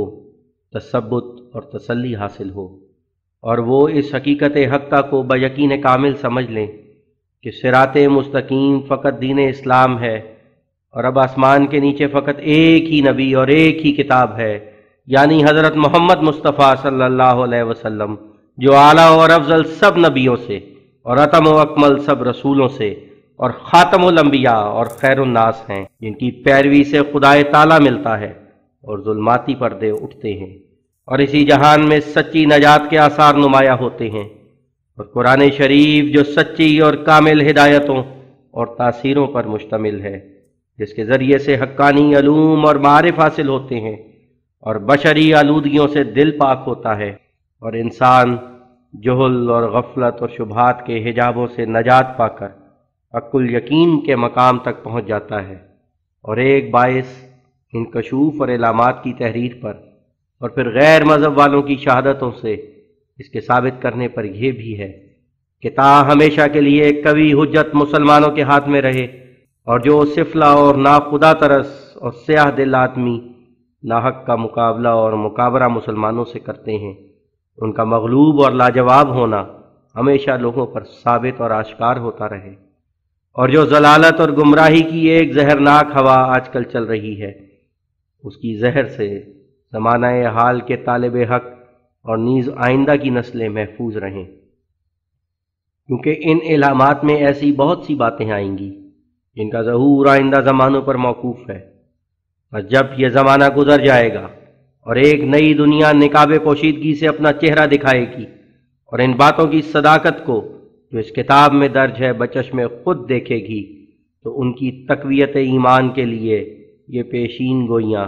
بہت فائدہ دیں گی انشاءاللہ تعالی۔ تو اس وقت جو پیش گوئیاں خداوند کریم کی طرف سے ظاہر ہوئی ہیں، بعض ان میں سے ذیل میں لکھی جاتی ہیں۔ آغاز جملہ ایک یہ ہے کہ کچھ عرصہ گزرا ہے کہ ایک دفعہ سخت ضرورت روپیے کی پیش آئی۔ یہ ضرورت کا ہمارے اس جگہ کے عاریہ ہم نشینوں کو بخوبی علم تھا، اور یہ بھی ان کو خوب معلوم تھا کہ بظاہر کوئی ایسی تقریب پیش نہیں ہے کہ جو جائے امید ہو سکے، بلکہ اس معاملے میں ان کو ذاتی طور پر واقفیت تھی جس کی وہ شہادت دے سکتے ہیں۔ بس جب کہ وہ ایسے مشکل اور فقدان اسباب حل مشکل سے کامل طور پر مطلع تھے، اس لیے بلا اختیار دل میں اس خواہش نے جوش مارا کہ مشکل کشائی کے لیے حضرت عادیت میں دعا کی جائے، تا اس دعا کی قبولیت سے ایک تو اپنی مشکل حل ہو جائے اور دوسری مخالفین کے لیے تائید الہی کا نشان پیدا ہو، ایسا نشان کہ اس کی سچائی پر وہ لوگ گواہ ہو جائیں۔ سو اسی دن دعا کی گئی اور خدائے تعالیٰ سے یہ مانگا گیا کہ وہ نشان کے طور پر مالی مدد سے اطلاع بخشے۔ تب یہ الہام ہوا، 10 دن کے بعد میں موج دکھاتا ہوں، الا ان نصر اللہ قریب فی شائل مکیاس دین will you go to Amritsar, یعنی 10 دن کے بعد روپیہ آئے گا، خدا کی مدد نزدیک ہے، اور جیسے جب جننے کے لیے اونٹنی دم اٹھاتی ہے تب اس کا بچہ جننا نزدیک ہوتا ہے، ایسا ہی مدد الہی بھی قریب ہے۔ اور پھر انگریزی فقرے میں یہ فرمایا کہ 10 دن کے بعد جب روپیہ آئے گا تب تم امرتسر بھی جاؤ گے۔ تو جیسا اس پیشگوئی میں فرمایا تھا، ایسا ہی ہندوؤں یعنی آریوں مذکورہ بالا کے روبرو وقوع میں آیا، یعنی حسب منشا پیشگوئی 10 دن تک ایک خرمورہ نہ آیا، اور 10 دن کے بعد یعنی 11ویں روز محمد افضل خان صاحب سپرنٹینڈنٹ بندوبست راولپنڈی نے 110 روپیے بھیجے اور 20 روپیے ایک اور جگہ سے آئے، اور پھر برابر روپیہ آنے کا سلسلہ جاری ہو گیا جس کی امید نہ تھی۔ اور اسی روز کہ جب 10 دن کے گزرنے کے بعد محمد افضل خان صاحب وغیرہ کا روپیہ آیا، امرتسر بھی جانا پڑا، کیونکہ عدالت خفیفہ امرتسر سے ایک شہادت کے ادا کرنے کے لیے اس عاجز کے نام اسی روز ایک سمن آ گیا۔ سو یہ وہ عظیم الشان پیشگوئی ہے جس کی مفصل حقیقت پر اس جگہ کے چند آریوں کو بخوبی اطلاع ہے، اور وہ بخوبی جانتے ہیں کہ اس پیشگوئی سے پہلے سخت ضرورت پیش آنے کی وجہ سے دعا کی گئی، اور پھر اس دعا کا قبول ہونا اور 10 دن کے بعد ہی روپیہ آنے کی بشارت دیا جانا، اور ساتھ ہی روپیہ آنے کے بعد امرتسر جانے کی اطلاع دیا جانا، یہ سب واقعات حقہ اور صحیحہ ہیں، اور پھر انہی کے روبرو اس پیشگوئی کا پورا ہونا بھی ان کو معلوم ہے۔ اور اگرچہ وہ لوگ بباعث ظلمت کفر کے خبث اور عناد سے خالی نہیں ہیں، اور اپنے دوسرے بھائیوں کی طرح بغض اور کینہ اسلام پر کمر بستہ اور جیفہ دنیا پر گرے ہوئے اور حق اور راستی سے بکلی بے غرض ہیں، لیکن اگر شہادت کے وقت ان کو قسم دی جائے تو بحالت قسم وہ سچ سچ بیان کرنے سے کسی طرف گریز نہیں کر سکتے، اور اگر خدا سے نہیں تو رسوائی اور وبال قسم سے ڈر کر ضرور سچی گواہی دیویں گے۔ ازاں جملہ ایک یہ ہے کہ مولوی ابو عبداللہ غلام علی صاحب قصوری، جن کا ذکر خیر حاشیہ در حاشیہ نمبر 2 میں درج ہے، الہام اولیاء اللہ کی عظمت شان میں کچھ شک رکھتے تھے، اور یہ شک ان کی بالمواجہ تقریر سے نہیں بلکہ ان کے رسالے کی بعض عبارتوں سے مترشح ہوتا تھا۔ سو کچھ عرصہ ہوا، ان کے شاگردوں میں سے ایک صاحب نور احمد نامی، جو حافظ اور حاجی بھی ہیں بلکہ شاید کچھ عربی دان بھی ہیں اور واعظ قرآن ہیں اور خاص امرتسر میں رہتے ہیں۔ اتفاقاً اپنی درویشانہ حالت میں سیر کرتے کرتے یہاں بھی آ گئے۔ ان کا خیال الہام کے انکار میں مولوی صاحب کے انکار سے کچھ بڑھ کر معلوم ہوتا تھا، اور برہمو سماج والوں کی طرح صرف انسانی خیالات کا نام الہام رکھتے تھے، چونکہ وہ ہمارے ہی یہاں ٹھہرے، اور اس عاجز پر انہوں نے خود آپ ہی یہ غلط رائے جو الہام کے بارے میں ان کے دل میں تھی مدعیانہ طور پر ظاہر بھی کر دی۔ اس لیے دل میں بہت رنج گزرا، ہر چند معقولی طور پر سمجھایا گیا، کچھ اثر مترتب نہ ہوا۔ آخر توجہ اللہ تک نوبت پہنچی، اور ان کو قبل از ظہور پیشگوئی بتلایا گیا کہ خداوند کریم کی حضرت میں دعا کی جائے گی۔ کچھ تعجب نہیں کہ وہ دعا بپایۂ اجابت پہنچ کر کوئی ایسی پیشگوئی خداوند کریم ظاہر فرماوے جس کو تم بچشم خود دیکھ جاؤ۔ سو اس رات اس مطلب کے لیے قادر مطلق کی جناب میں دعا کی گئی۔ الصبح بنظر کشفی یہ خط دکھلایا گیا جو ایک شخص نے ڈاک میں بھیجا ہے۔ اس خط پر انگریزی زبان میں لکھا ہوا ہے آئی ایم کورلر، اور عربی میں یہ لکھا ہوا ہے ھذا شاہد نزاغ، اور یہی الہام حکایتاً عن الکاتب القاء کیا گیا، اور پھر وہ حالت جاتی رہی۔ چونکہ یہ خاکسار انگریزی زبان سے کچھ واقفیت نہیں رکھتا، اس جہت سے پہلے الصبح میاں نور احمد صاحب کو اس کشف اور الہام کی اطلاع دے کر اور اس آنے والے خط سے مطلع کر کے پھر اسی وقت ایک انگریزی خان سے اس انگریزی فقرے کے معنی دریافت کیے گئے، تو معلوم ہوا کہ اس کے یہ معنی ہیں کہ میں جھگڑنے والا ہوں۔ سو اس مختصر فقرے سے یقیناً یہ معلوم ہو گیا کہ کسی جھگڑے کے متعلق کوئی خط آنے والا ہے، اور ھذا شاہد نزاغ کہ جو کاتب کی طرف سے دوسرا فقرہ لکھا ہوا دیکھا تھا، اس کے یہ معنی کھلے کہ کاتب خط نے کسی مقدمے کی شہادت کے بارے میں وہ خط لکھا ہے۔ اس دن حافظ نور احمد صاحب بباعث بارش باران امرتسر جانے سے روکے گئے، اور در حقیقت ایک سماوی سبب سے ان کا روکا جانا بھی قبولیت دعا کے ایک خبر تھی، تا وہ جیسا کہ ان کے لیے خدائے تعالیٰ سے درخواست کی گئی تھی پیشگوئی کے ظہور کو بچش میں خود دیکھ لیں۔ غرض اس تمام پیشگوئی کا مضمون ان کو سنا دیا گیا۔ شام کو ان کے روبرو پادری رجب علی صاحب محتمم و مالک مطبع سفیر ہند کا ایک خط رجسٹری شدہ امرتسر سے آیا، جسے معلوم ہوا کہ پادری صاحب نے اپنے کاتب پر، جو اسی کتاب کا کاتب ہے، عدالت خفیفہ میں نالش کی ہے، اور اس عاجز کو ایک واقعے کا گواہ ٹھہرایا ہے، اور ساتھ اس کے ایک سرکاری سمن بھی آیا۔ اور اس خط کے آنے کے بعد وہ فقرہ الہامی یعنی ھذا شاہد نزاغ، جس کے یہ معنی ہیں کہ یہ گواہ تباہی ڈالنے والا ہے، ان معنوں پر محمول ہوا کہ محتمم مطبع سفیر ہند کے دل میں یقین کامل یہ مرکوز تھا کہ اس عاجز کی شہادت جو ٹھیک اور مطابق واقعہ ہوگی، بباعث وثاقت اور صداقت اور نیز با اعتبار اور قابل قدر ہونے کی وجہ سے فریق ثانی پر تباہی ڈالے گی، اور اسی نیت سے محتمم مذکور نے اس عاجز کو ادائے شہادت کے لیے تکلیف بھی دی اور سمن جاری کرایا۔ اور اتفاق ایسا ہوا کہ جس دن یہ پیشگوئی پوری ہوئی اور امرتسر جانے کا سفر پیش آیا،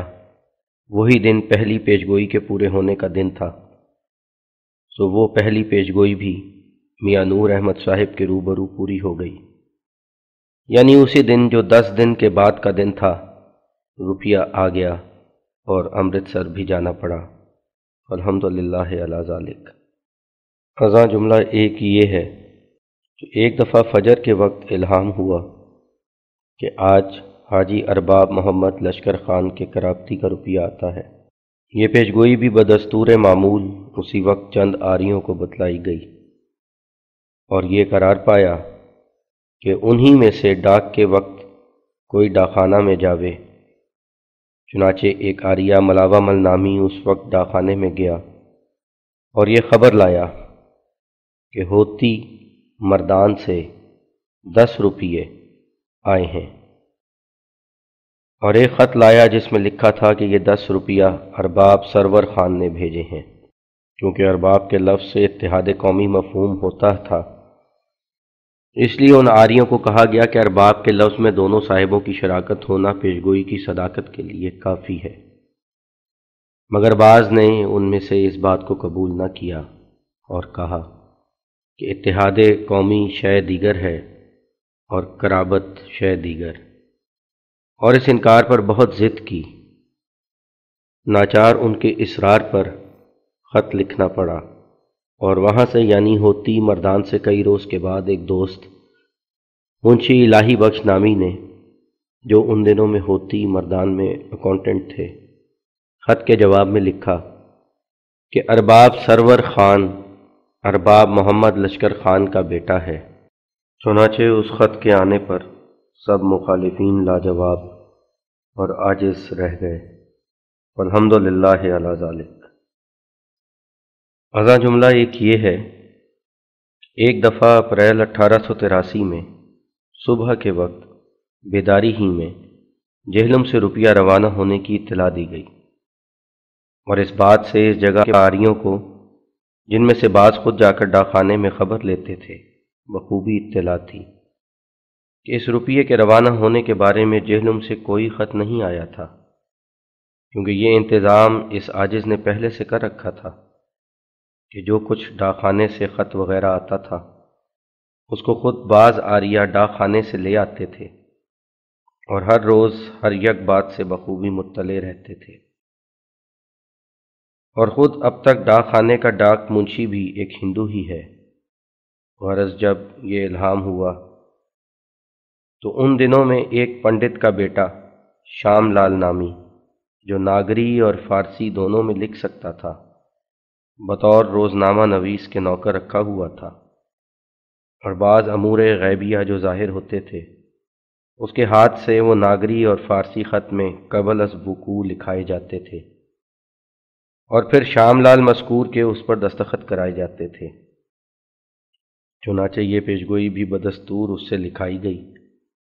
اور اس وقت کئی آریوں کو بھی خبر دی گئی، اور ابھی 5 روز نہیں گزرے تھے جو 45 روپیے کا منی آرڈر جیلم سے آ گیا، اور جب حساب کیا گیا تو ٹھیک ٹھیک اسی دن منی آرڈر روانہ ہوا تھا جس دن خداوند عالم الغیب نے اس کے روانہ ہونے کی خبر دی تھی، اور یہ پیشگوئی بھی اسی طور پر ظہور میں آئی جس سے بتمام تر انکشاف مخالفین پر اس کی صداقت کھل گئی، اور اس کے قبول کرنے سے کچھ چارہ نہ رہا، کیونکہ ان کو اپنی ذاتی واقفیت سے بخوبی معلوم تھا کہ اس روپیے کا اس مہینے میں جہلم سے روانہ ہونا بے نشان محض تھا، جس سے پہلے کوئی اطلاعی خط نہیں آیا تھا۔ الحمدللہ علی ذالک۔ ازاں جملہ ایک یہ ہے کہ کچھ عرصہ ہوا کہ خواب میں دیکھا تھا کہ حیدرآباد سے نواب اقبال الدولہ صاحب کی طرف سے خط آیا ہے، اور اس میں کسی قدر روپیہ دینے کا وعدہ لکھا ہے۔ یہ خواب بھی بدستور روزنامہ مذکورہ بالا میں اسی ہندو کے ہاتھ سے لکھائی گئی اور کئی آریوں کو اطلاع دی گئی۔ پھر تھوڑے دنوں کے بعد حیدرآباد سے خط آ گیا، اور نواب صاحب موصوف نے 100 روپیہ بھیجا۔ الحمدللہ علی ذالک۔ ازاں جملہ ایک یہ ہے کہ ایک دوست نے بڑی مشکل کے وقت لکھا کہ اس کا ایک عزیز کسی سنگین مقدمے میں ماخوذ ہے، اور کوئی صورت نجات کی نظر نہیں آتی، اور کوئی سبیل رہائی کی دکھائی نہیں دیتی۔ سو اس دوست نے یہ پردرد ماجرا لکھ کر دعا کے لیے درخواست کی، کیونکہ اس کی بھلائی مقدر تھی اور تقدیر معلق تھی، اس لیے اسی رات وقت صافی میسر آ گیا جو ایک مدت تک میسر نہیں آیا تھا۔ دعا کی گئی اور وقت صافی قبولیت کی امید دیتا تھا، چنانچہ قبولیت کے آثار سے ایک آریہ کو اطلاع دی گئی۔ پھر چند روز کے بعد خبر ملی کہ مدعی ایک ناگہانی موت سے مر گیا، اور اس طرح پر شخص ماخوذ نے خلاصی پائی۔ الحمدللہ علی ذالک۔ ما سوائے اس کے کبھی کبھی دوسری زبان میں الہام ہونا، جس سے یہ خاکسار نا آشنا محض ہے، اور پھر وہ الہام کسی پیشگوئی پر مشتمل ہونا عجائبات غریبہ میں سے ہے، جو قادر مطلق کی وسیع قدرتوں پر دلالت کرتا ہے۔ اگرچہ بیگانہ زبان کے تمام الفاظ محفوظ نہیں رہتے، اور ان کے تلفظ میں بعض وقت بباعث صورت ورود الہام اور نا آشنائی لہجہ و زبان کچھ فرق آ جاتا ہے، مگر اکثر صاف صاف اور غیر ثقیل فکرات میں کم فرق آتا ہے۔ اور یہ بھی ہوتا ہے کہ جلدی جلدی القاء ہونے کی وجہ سے بعض الفاظ یادداشت سے باہر رہ جاتے ہیں، لیکن جب کسی فکرے کا القاء مقرر سہ قرر ہو تو پھر وہ الفاظ اچھی طرح سے یاد رہتے ہیں۔ الہام کے وقت میں قادر مطلق اپنے اس تصرف بحث سے کام کرتا ہے جس میں اسباب اندرونی یا بیرونی کی کچھ آمیزش نہیں ہوتی۔ اس وقت زبان خدا کے ہاتھ میں ایک آلہ ہوتا ہے، جس طرح اور جس طرف چاہتا ہے اس آلے کو یعنی زبان کو پھیرتا ہے، اور اکثر ایسا ہی ہوتا ہے کہ الفاظ زور کے ساتھ اور ایک جلدی سے نکلتے آتے ہیں، اور کبھی ایسا بھی ہوتا ہے کہ جیسے کوئی لطف اور ناز سے قدم رکھتا ہے اور ایک قدم پر ٹھہر کر پھر دوسرا قدم اٹھاتا ہے اور چلنے میں اپنی خوش وضع دکھلاتا ہے۔ ان دونوں اندازوں کے اختیار کرنے میں حکمت یہ ہے کہ تا ربانی الہام کو نفسانی اور شیطانی خیالات سے امتیاز کلی حاصل رہے، اور خداوند مطلق کا الہام اپنی جلالی اور جمالی برکت سے فی الفور شناخت کیا جائے۔ ایک دفعہ کی حالت یاد آئی ہے کہ انگریزی میں اول یہ الہام ہوا I love you، یعنی میں تم سے محبت رکھتا ہوں۔ پھر یہ الہام ہوا I am with you، یعنی میں تمہارے ساتھ ہوں۔ پھر الہام ہوا I shall help you، یعنی میں تمہاری مدد کروں گا۔ پھر الہام ہوا I can wait I will do، یعنی میں کر سکتا ہوں جو چاہوں گا۔ پھر بعد اس کے بہت ہی زور سے جس سے بدن کانپ گیا کہ الہام ہوا We can wait we will do، یعنی ہم کر سکتے ہیں جو چاہیں گے۔ اور اس وقت ایک ایسا لہجہ اور تلفظ معلوم ہوا کہ گویا ایک انگریز ہے جو سر پر کھڑا ہوا بول رہا ہے، اور باوجود پردہشت ہونے کے پھر اس میں ایک لذت تھی جس سے روح کو معنی معلوم کرنے سے پہلے ہی ایک تسلی اور تشفی ملتی تھی۔ اور یہ انگریزی زبان کا الہام اکثر ہوتا رہا ہے۔ ایک دفعہ ایک طالب العلم انگریزی خوان ملنے کو آیا، اس کے روبرو ہی یہ الہام ہوا This is my enemy، یعنی یہ میرا دشمن ہے۔ اگرچہ معلوم ہو گیا تھا کہ الہام اسی کی نسبت ہے، مگر اسی سے یہ معنی بھی دریافت کیے گئے، اور آخر وہ ایسا ہی آدمی نکلا، اور اس کے باطن میں طرح طرح کے خبث پائے گئے۔ ایک دفعہ صبح کے وقت بنظر کشفی چند ورق چھپے ہوئے دکھائے گئے کہ جو ڈاک خانے سے آئے ہیں، اور اخیر پر ان کے لکھا تھا I am by عیسیٰ، یعنی میں عیسیٰ کے ساتھ ہوں۔ چنانچہ وہ مضمون کسی انگریزی خان سے دریافت کر کے 2 ہندو آریہ کو بتلایا گیا، جسے یہ سمجھا گیا تھا کہ کوئی شخص عیسائی یا عیسائیوں کی طرز پر دین اسلام کی نسبت کچھ اعتراض چھپوا کر بھیجے گا۔ چنانچہ اسی روز ایک آریہ کو ڈاک آنے کے وقت ڈاک خانے میں بھیجا گیا تو وہ چند چھپے ہوئے ورق لایا جس میں عیسائیوں کی طرز پر ایک صاحب خام خیال نے اعتراضات لکھے تھے۔ ایک دفعہ کسی امر میں جو دریافت طلب تھا، خواب میں ایک درم نکرہ جو بشکل بادامی تھا اس عاجز کے ہاتھ میں دیا گیا۔ اس میں 2 سطریں تھیں۔ اول سطر میں یہ انگریزی فقرہ لکھا تھا Yes I am happy، اور دوسری سطر جو خط فارغ ڈال کر نیچے لکھی ہوئی تھی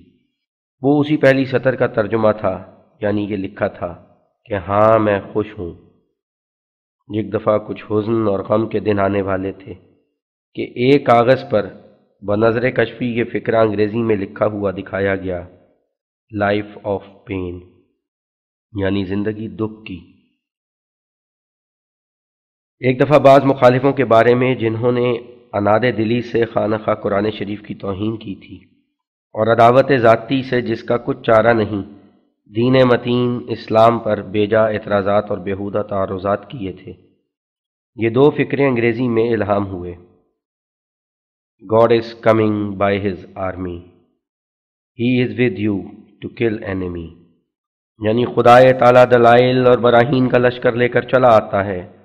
وہ دشمن کو مغلوب اور ہلاک کرنے کے لیے تمہارے ساتھ ہے۔ اسی طرح اور بھی بہت سے فکرات تھے جن میں سے کچھ تو یاد ہیں اور کچھ بھول گئے، لیکن سب سے زیادہ عربی زبان میں الہام ہوتا ہے، خصوصاً آیات فرقانیہ میں بکثرت اور بتواتر ہوتا ہے۔ چنانچہ کسی قدر عربی علامات جو بعض عظیم الشان پیشگوئیوں اور احسانات الہیہ پر مشتمل ہیں، ذیل میں مع ترجمہ لکھے جاتے ہیں تاکہ اگر خدا چاہے تو طالب صادق کو ان سے فائدہ ہو اور تا مخالفوں کو بھی معلوم ہو کہ جس قوم پر خداوند کریم کی نظر عنایت ہوتی ہے اور جو لوگ راہ راست پر ہوتے ہیں، ان سے کیوں کر خداوند کریم اپنے مکالمات اور مخاطبات میں بمہربانی پیش آتا ہے، اور کیوں کر ان تفضلات سے پیش از وقوع اطلاع دیتا ہے جن کو اس نے لطف محض سے اپنے وقتوں پر تیار رکھا ہے۔ اور وہ الہامات یہ ہیں: بورکتا یا احمد وکانا ما بارک اللہ فیکا حقا فیکا، اے احمد تو مبارک کیا گیا اور خدا نے جو تجھ میں برکت رکھی ہے وہ حقانی طور پر رکھی ہے۔ شانوں کا عجیب و اجروں کا قریب، تیری شان عجیب ہے اور تیرا بدلہ نزدیک ہے۔ انی رازم من کا انی رافع کا الیہ الارض والسماء ما کا کما ہوا مائی، میں تجھ سے راضی ہوں، میں تجھے اپنی طرف اٹھانے والا ہوں، زمین اور آسمان تیرے ساتھ ہیں جیسے وہ میرے ساتھ ہیں۔ ہوا کا ضمیر واحد بتاویل ما فی السماوات والارض ہے، اور ان کلمات کا حاصل مطلب تلطفات اور برکات الہیہ ہیں جو حضرت خیر الرسول کی مطابعت کی برکت سے ہر یک کامل مومن کے شامل حال ہو جاتی ہیں، اور حقیقی طور پر مصداق ان سب عنایات کا حضرت صلی اللہ علیہ وسلم ہیں اور دوسرے سب طفیلی ہیں۔ اور اس بات کو ہر جگہ یاد رکھنا چاہیے کہ ہر یک مدح و ثنا جو کسی مومن کے الہامات میں کی جائے وہ حقیقی طور پر حضرت صلی اللہ علیہ وسلم کی مدح ہوتی ہے، اور وہ مومن بقدر اپنی مطابعت کے اس مدح سے حصہ حاصل کرتا ہے، اور وہ بھی محض خدائے تعالیٰ کے لطف اور احسان سے، نہ کسی اپنی لیاقت اور خوبی سے۔ پھر بعد اس کے فرمایا: انت وجیہ فی حضرتی اخترتک لنفسی، تو میری درگاہ میں وجیہ ہے، میں نے تجھے اپنے لیے اختیار کیا۔ انت منی بمنزلۃ توحیدی و تفریدی فہانا ان تعانا و تعرف بین الناس، تو مجھ سے ایسا ہے جیسا میری توحید اور تفرید، سو وہ وقت آ گیا جو تیری مدد کی جائے اور تجھ کو لوگوں میں معروف و مشہور کیا جائے۔ هل اتى على الانسان حین من الدہر لم یکن شیئا مذکورا، کیا انسان پر یعنی تجھ پر وہ وقت نہیں گزرا کہ تیرا دنیا میں کچھ بھی ذکر و تذکرہ نہ تھا، یعنی تجھ کو کوئی نہیں جانتا تھا کہ تو کون ہے اور کیا چیز ہے، اور کسی شمار و حساب میں نہ تھا، یعنی کچھ بھی نہ تھا۔ یہ گزشتہ تلطفات و احسانات کا حوالہ ہے تا محسن حقیقی کے آئندہ فضلوں کے لیے ایک نمونہ ٹھہرے۔ سبحان اللہ تبارک و تعالی زاد مجدک ینقطع آباؤک و یبدأ منک، سب پاکیاں خدا کے لیے ہیں جو نہایت برکت والا اور عالی ذات ہے۔ اس نے تیرے مجد کو زیادہ کیا، تیرے آباء کا نام اور ذکر منقطع ہو جائے گا، یعنی بطور مستقل ان کا نام نہیں رہے گا، اور خدا تجھ سے ابتدا شرف اور مجد کا کرے گا۔ نصرت بالرعب وأحييت بالصدق أيها الصديق نصرت وقالوا لا تهين مناس۔ تو روب کے ساتھ مدد کیا گیا اور صدق کے ساتھ زندہ کیا گیا، اے صدیق تو مدد کیا گیا۔ اور مخالفوں نے کہا کہ اب گریز کی جگہ نہیں، یعنی امداد الہی اس حد تک پہنچ جائے گی کہ مخالفوں کے دل ٹوٹ جائیں گے اور ان کے دلوں پر یاس مستولی ہو جائے گی اور حق آشکارا ہو جائے گا۔ وما كان الله ليتركك حتى يميز الخبيث من الطيب، اور خدا ایسا نہیں ہے جو تجھے چھوڑ دے جب تک وہ خبیث اور طیب میں صریح فرق نہ کر لے۔ واللہ غالب علی امرہ ولکن اکثر الناس لا یعلمون، اور خدا اپنے امر پر غالب ہے مگر اکثر لوگ نہیں جانتے۔ اذا جاء نصر اللہ والفتح وتمت کلمۃ ربک ھذا الذی کنتم بہ تستعجلون، جب مدد اور فتح الہی آئے گی اور تیرے رب کی بات پوری ہو جائے گی، وہ کفار اس خطاب کے لائق ٹھہریں گے کہ یہ وہی بات ہے جس کے لیے تم جلدی کرتے تھے۔ اردت ان استخلف فخلقت آدم انی جاعل فی الارض، یعنی میں نے اپنی طرف سے خلیفہ کرنے کا ارادہ کیا سو میں نے آدم کو پیدا کیا۔ میں زمین پر کرنے والا ہوں، یہ اختصاری کلمہ ہے، یعنی اس کو قائم کرنے والا ہوں۔ اس جگہ خلیفہ کے لفظ سے ایسا شخص مراد ہے کہ جو ارشاد اور ہدایت کے لیے بین اللہ و بین الخلق واسطہ ہو۔ خلافت ظاہری کہ جو سلطنت اور حکمرانی پر اطلاق پاتی ہے مراد نہیں ہے، اور نہ وہ بجز قریش کے کسی دوسرے کے لیے خدا کی طرف سے شریعت اسلام میں مسلم ہو سکتی ہے، بلکہ یہ محض روحانی مراتب اور روحانی نیابت کا ذکر ہے، اور آدم کے لفظ سے بھی وہ آدم جو ابو البشر ہے مراد نہیں، بلکہ ایسا شخص مراد ہے جس سے سلسلہ ارشاد اور ہدایت کا قائم ہو کر روحانی پیدائش کی بنیاد ڈالی جائے۔ گویا وہ روحانی زندگی کے روح سے حق کے طالبوں کا باپ ہے، اور یہ ایک عظیم الشان پیشگوئی ہے جس میں روحانی سلسلے کے قائم ہونے کی طرف اشارہ کیا گیا ہے، ایسے وقت میں جب کہ اس سلسلے کا نام و نشان نہیں، پھر بعد اس کے اس روحانی آدم کا روحانی مرتبہ بیان فرمایا اور کہا دنا فتدلا فکان قاب قوسین او ادنیٰ۔ جب یہ آیت شریفہ جو قرآن شریف کی آیت ہے الہام ہوئی تو اس کے معنی کی تشخیص اور تعیین میں تأمل تھا، اور اسی تأمل میں کچھ خفیف سی خواب آ گئی، اور اس خواب میں اس کے معنی حل کیے گئے۔ اس کی تفصیل یہ ہے کہ دنو سے مراد قرب الہی ہے، اور قرب کسی حرکت مکانی کا نام نہیں، بلکہ اس وقت انسان کو مقرب الہی بولا جاتا ہے کہ جب وہ ارادہ اور نفس اور خلق اور تمام ازداد اور اغیار سے بکلی الگ ہو کر طاعت اور محبت الہی میں سراپا محو ہو جائے اور ہر یک ماں سے و اللہ سے پوری دوری حاصل کر لیوے، اور محبت الہی کے دریا میں ایسا ڈوبے کہ کچھ اثر وجود اور انانیت کا باقی نہ رہے، اور جب تک اپنی ہستی کے لوث سے مبرہ نہیں اور بقا باللہ کے پیرائے سے متحلہ نہیں، تب تک اس قرب کی لیاقت نہیں رکھتا۔ اور بقا باللہ کا مرتبہ تب حاصل ہوتا ہے کہ جب خدا کی محبت ہی انسان کی غذا ہو جائے، اور ایسی حالت ہو جائے کہ بغیر اس کی یاد کے جی ہی نہیں سکتا، اور اس کے غیر کا دل میں سمانہ موت کی طرح دکھائی دے، اور سر ہی مشہود ہو کہ وہ اسی کے ساتھ جیتا ہے، اور ایسا خدا کی طرف کھینچا جاوے جو دل اس کا ہر وقت یاد الہی میں مستغرق اور اس کے درد سے درد مند رہے، اور ماں سوا سے اس قدر نفرت پیدا ہو جائے کہ گویا غیر اللہ سے اس کی عداوت ذاتی ہے، جن کی طرف میل کرنے سے بالطبع دکھ اٹھاتا ہے۔ جب یہ حالت متحقق ہوگی تو دل جو مورد انوار الہی ہے خوب صاف ہوگا، اور اسماء اور صفات الہی کا اس میں انعکاس ہو کر ایک دوسرا کمال جو تدلی ہے عارف کے لیے پیش آئے گا۔ اور تدلی سے مراد وہ حبوط اور نزول ہے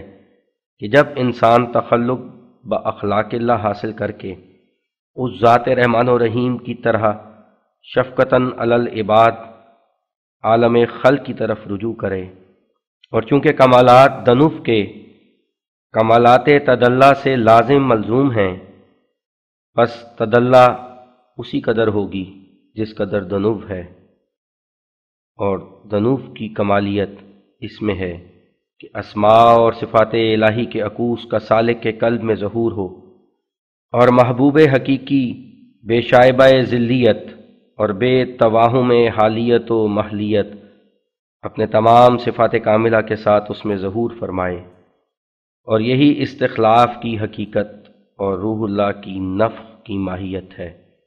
اور یہی تخلق باخلاق اللہ کی اصل بنیاد ہے۔ اور جب کہ تدلی کی حقیقت کو تخلق باخلاق اللہ لازم ہو، اور کمالیت فی التخلق اس بات کو چاہتی ہے کہ شفقت علی العباد اور ان کے لیے بمقام نصیحت کھڑے ہونا اور ان کی بھلائی کے لیے بدل و جان مصروف ہو جانا اس حد تک پہنچ جائے جس پر زیادہ متصور نہیں، اس لیے واصل تام کو مجمع الازداد ہونا پڑا کہ وہ کامل طور پر روح بخدا بھی ہو اور پھر کامل طور پر روح بخلق بھی۔ پس وہ ان دونوں قوسوں الوہیت و انسانیت میں ایک وتر کی طرح واقع ہے جو دونوں سے تعلق کامل رکھتا ہے۔ اب خلاصہ کلام یہ کہ وصول کامل کے لیے دنف اور تدلی دونوں لازم ہیں۔ دنف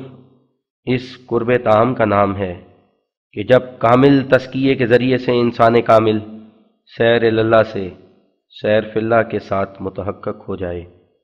اور اپنی ہستی ناچیز سے بالکل ناپدید ہو کر اور غرق دریائے بے چون و بے چگون ہو کر ایک جدید ہستی پیدا کرے جس میں بیگانگی اور دوئی اور جہل اور نادانی نہیں ہے، اور صبغت اللہ کے پاک رنگ سے کامل رنگینی میسر ہے۔ اور تدلی انسان کی اس حالت کا نام ہے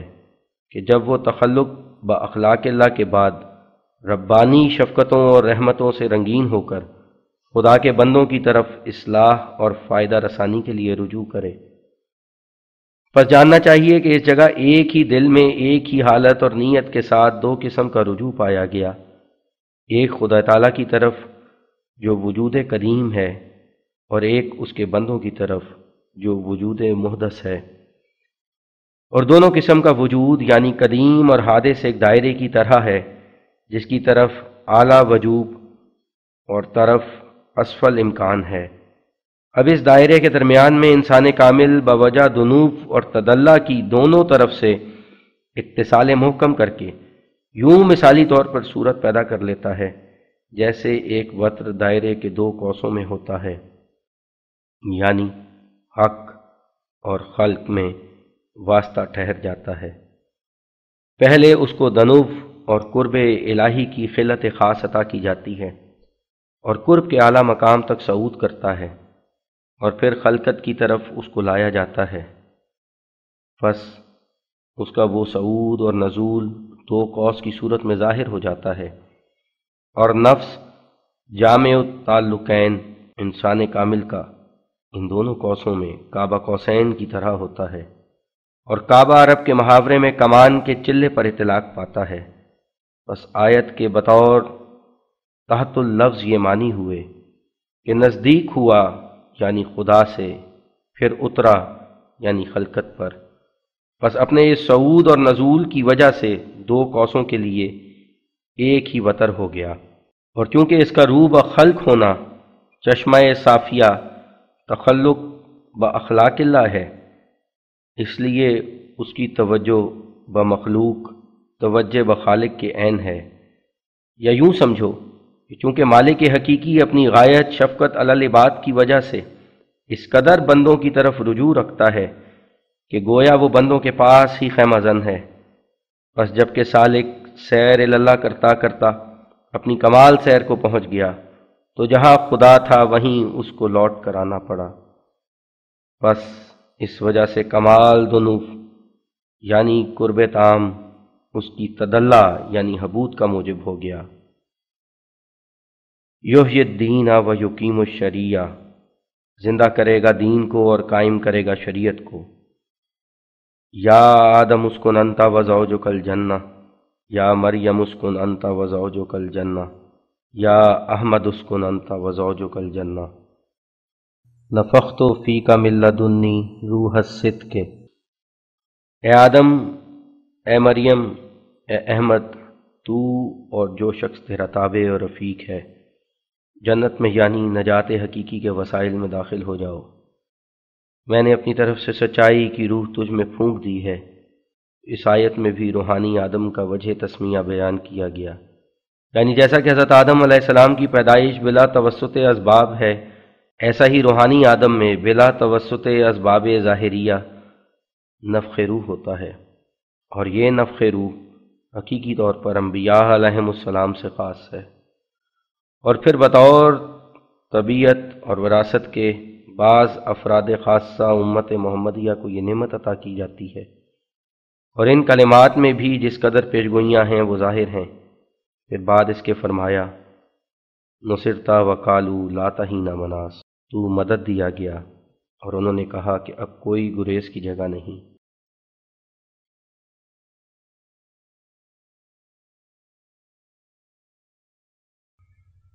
ان الذين كفروا وصدوا عن سبيل الله رد عليهم رجل من فارس شکر اللہ سعیہ، جن لوگوں نے کفر اختیار کیا اور خدا تعالیٰ کی راہ کے مزاحم ہوئے، ان کا ایک مرد فارسی الاصل نے رد لکھا ہے، اس کی صحیح کا خدا شاکر ہے۔ کتاب الولی ذوالفقار علی، ولی کی کتاب علی کی تلوار کی طرح ہے، یعنی مخالف کو نیست و نابود کرنے والی ہے، اور جیسے علی کی تلوار نے بڑے بڑے خطرناک معرکوں میں نمایاں کار دکھلائے تھے، ایسا ہی یہ بھی دکھلائے گی۔ اور یہ بھی ایک پیشگوئی ہے کہ جو کتاب کی تاثیرات عظیمہ اور برکات عمیمہ پر دلالت کرتی ہے۔ پھر بعد اس کے فرمایا وَلَوْ كَانَ الْإِيمَانُ مُعَلَّقًا بِالثُّرَيَّا لَنَالَهُ، اگر ایمان ثریا سے لٹکتا ہوتا یعنی زمین سے بالکل اٹھ جاتا، تب بھی شخص مقدم و ذکر اس کو پا لیتا۔ یکاد زیتہ یضیء ولو لم تمسسہ نار، ان قریب ہے کہ اس کا تیل خود بخود روشن ہو جائے اگرچہ آگ اس کو چھو بھی نہ جائے۔ ام یقولون نحن جمیع منتصر سیہزم الجمع ویولون الدبر وَإِن يَرَوْا آیَةً يُعْرِضُوا وَيَقُولُوا سِحْرٌ مُسْتَمِرٌ وَاسْتَيْقَنَتْهَا أَنفُسُهُمْ وَقَالُوا لَا تَحِينَ مَنَاصٍ فَبِمَا رَحْمَةٍ مِّنَ اللَّهِ لِنتَ عَلَيْهِمْ وَلَوْ كُنتَ فَظًّا غَلِيظَ الْقَلْبِ لَانفَضُّوا مِنْ حَوْلِكَ وَلَوْ أَنَّ قُرْآنًا سُيِّرَتْ بِهِ الْجِبَالُ۔ کیا کہتے ہیں کہ ہم ایک قوی جماعت ہیں جو جواب دینے پر قادر ہیں؟ عنقریب یہ ساری جماعت بھاگ جائے گی اور پیٹ پھیر لیں گے، اور جب یہ لوگ کوئی نشان دیکھتے ہیں تو کہتے ہیں کہ یہ ایک معمولی اور قدیمی سحر ہے، حالانکہ ان کے دل ان نشانوں پر یقین کر گئے ہیں، اور دلوں میں انہوں نے سمجھ لیا ہے کہ اب گریز کی جگہ نہیں، اور یہ خدا کی رحمت ہے کہ تو ان پر نرم ہوا، اور اگر تو سخت دل ہوتا تو یہ لوگ تیرے نزدیک نہ آتے اور تجھ سے الگ ہو جاتے۔ اگرچہ قرآنی معجزات ایسے دیکھتے جن سے پہاڑ جنبش میں آ جاتے، یہ آیات ان بعض لوگوں کے حق میں بطور الہام القا ہوئیں جن کا ایسا ہی خیال اور حال تھا، اور شاید ایسے ہی اور لوگ بھی نکل آویں جو اس قسم کی باتیں کریں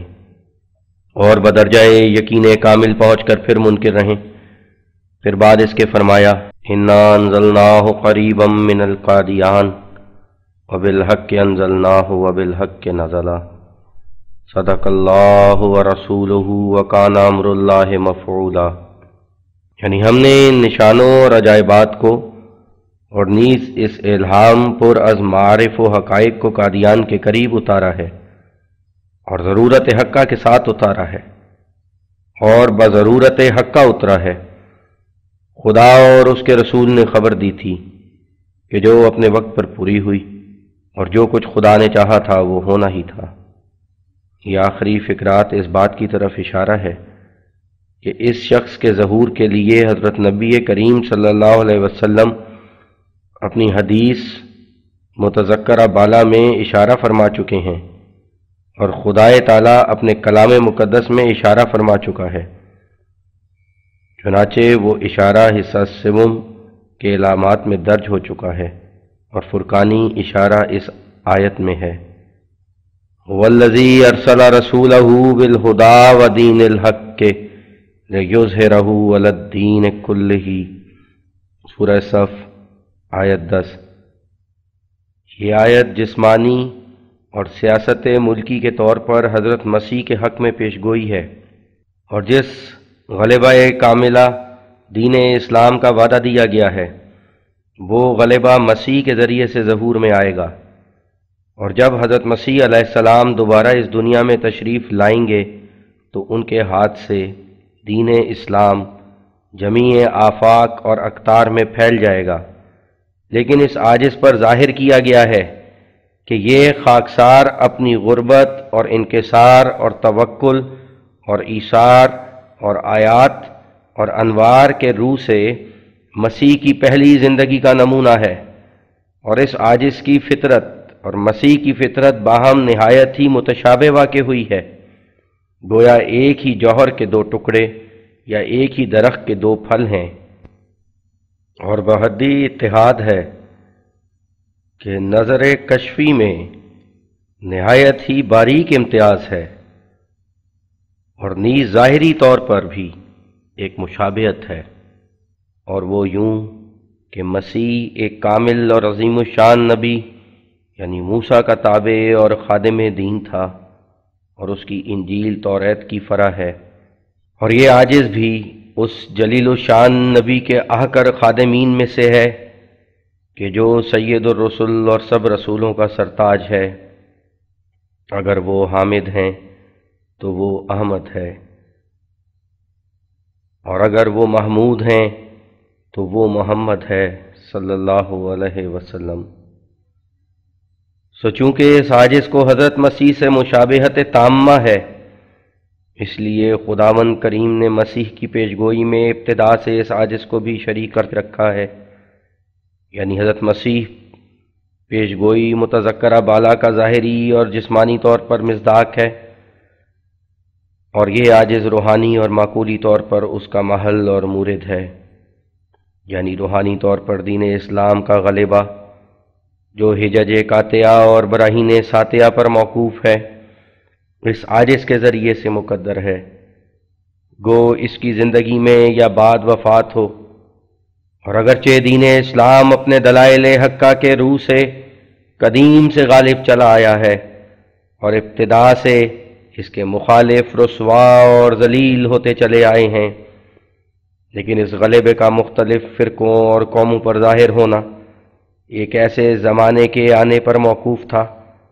کہ جو بباعث کھل جانے راہوں کے تمام دنیا کو ممالک متحدہ کی طرح بناتا ہو اور ایک ہی قوم کے حکم میں داخل کرتا ہو، اور تمام اسباب اشاعت تعلیم اور تمام وسائل اشاعت دین کے بتمام تر سہولت و آسانی پیش کرتا ہو، اور اندرونی اور بیرونی طور پر تعلیم حقانی کے لیے نہایت مناسب اور موزوں ہو۔ سو اب وہی زمانہ ہے، کیونکہ بباعث کھل جانے راستوں اور مطلع ہونے ایک قوم کے دوسری قوم سے اور ایک ملک کے دوسرے ملک سے سامان تبلیغ کا بوجہ احسن میسر آ گیا ہے، اور بوجہ انتظام ڈاک و ریل و تار و جہاز و وسائل متفرقہ اخبار وغیرہ کے دینی تالیفات کی اشاعت کے لیے بہت سی آسانیاں ہو گئی ہیں۔ غرض بلا شبہ وہ وقت پہنچ گیا ہے کہ جس میں تمام دنیا ایک ہی ملک کا حکم پیدا کرتی جاتی ہے، اور بباعث شائع اور رائج ہونے کئی زبانوں کے تفہیم تفاہم کے بہت سے ذریعے نکل آئے ہیں، اور غیریت اور اجنبیت کی مشکلات سے بہت سی سبکدوشی ہو گئی ہے، اور بوجہ میل ملاپ دائمی اور اختلاط شبہ روزی کی وحشت اور نفرت بھی کہ جو بالطبع ایک قوم کو دوسری قوم سے تھی بہت سی گھٹ گئی ہے۔ چنانچہ اب ہندو بھی، جن کی دنیا ہمیشہ ہمالا پہاڑ کے اندر ہی اندر تھی اور جن کو سمندر کا سفر کرنا مذہب سے خارج کر دیتا تھا، لندن اور امریکہ تک سیر کراتے ہیں۔ خلاصہ کلام یہ کہ اس زمانے میں ہر یک ذریعہ اشاعت دین کا اپنی وسعت تامہ کو پہنچ گیا ہے، اور گو دنیا پر بہت سی ظلمت اور تاریکی چھا رہی ہے، مگر پھر بھی ضلالت کا دورہ اختتام پر پہنچا ہوا معلوم ہوتا ہے، اور گمراہی کا کمال روبہ زوال نظر آتا ہے۔ کچھ خدا کی طرف سے ہی تباہ سلیمہ صراط مستقیم کی تلاش میں لگ گئے ہیں، اور نیک اور پاکیزہ فطرتیں طریقہ حقہ کے مناسب حال ہوتی جاتی ہیں، اور توحید کے قدرتی جوش نے مستعد دلوں کو وحدانیت کے چشمہ صافی کی طرف مائل کر دیا ہے، اور مخلوق پرستی کی عمارت کا بودا ہونا دانش مند لوگوں پر کھلتا جاتا ہے، اور مصنوعی خدا پھر دوبارہ عقل مندوں کی نظر میں انسانیت کا جامہ پہنتے جاتے ہیں، اور معین ہما آسمانی مدد دین حق کی تائید کے لیے ایسے جوش میں ہے کہ وہ نشان اور خوارق جن کی سماعت سے عاجز اور ناقص بندے خدا بنائے گئے تھے، اب وہ حضرت سید الرسل کے ادنا خادموں اور چاکروں سے مشہود اور محسوس ہو رہے ہیں، اور جو پہلے زمانے کے بعض نبی صرف اپنے حواریوں کو چھپ چھپ کر کچھ نشان دکھلاتے تھے، اب وہ نشان حضرت سید الرسل کے احکر توابے سے دشمنوں کے روبرو ظاہر ہوتے ہیں، اور انہی دشمنوں کی شہادتوں سے حقیقت اسلام کا آفتاب تمام عالم کے لیے طلوع کرتا جاتا ہے۔ ماں سوائے اس کے یہ زمانہ اشاعت دین کے لیے ایسا مددگار ہے کہ جو امر پہلے زمانوں میں 100 سال تک دنیا میں شائع نہیں ہو سکتا تھا، اب اس زمانے میں وہ صرف 1 سال میں تمام ملکوں میں پھیل سکتا ہے۔ اس لیے اسلامی ہدایت اور ربانی نشانوں کا نکارہ بجانے کے لیے اس قدر اس زمانے میں طاقت و قوت پائی جاتی ہے جو کسی زمانے میں اس کی نظیر نہیں پائی جاتی۔ صدہا وسائل جیسے ریل و تار و اخبار وغیرہ اسی خدمت کے لیے ہر وقت تیار ہیں کہ تا ایک ملک کے واقعات دوسرے ملک میں پہنچاویں۔ سو بلا شبہ معقولی اور روحانی طور پر دین اسلام کے دلائل حقیقت کا تمام دنیا میں پھیلنا ایسے ہی زمانے پر موقوف تھا، اور یہی باسامان زمانہ اس مہمان عزیز کی خدمت کرنے کے لیے من کل الوجوہ اسباب مہیا رکھتا ہے۔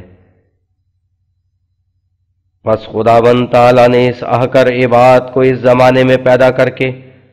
اور صدہا نشان آسمانی اور خوارق غیبی اور معارف و حقائق مرحمت فرما کر اور صدہا دلائل عقلیہ قطعیہ پر علم بخش کر یہ ارادہ فرمایا ہے کہ تا تعلیمات حقہ قرآنی کو ہر قوم اور ہر ملک میں شائع اور رائج فرماوے اور اپنی حجت ان پر پوری کرے، اور اسی ارادے کی وجہ سے خداوند کریم نے سازش کو یہ توفیق دی کہ اتماماً للحجہ 10,000 روپیہ کا اشتہار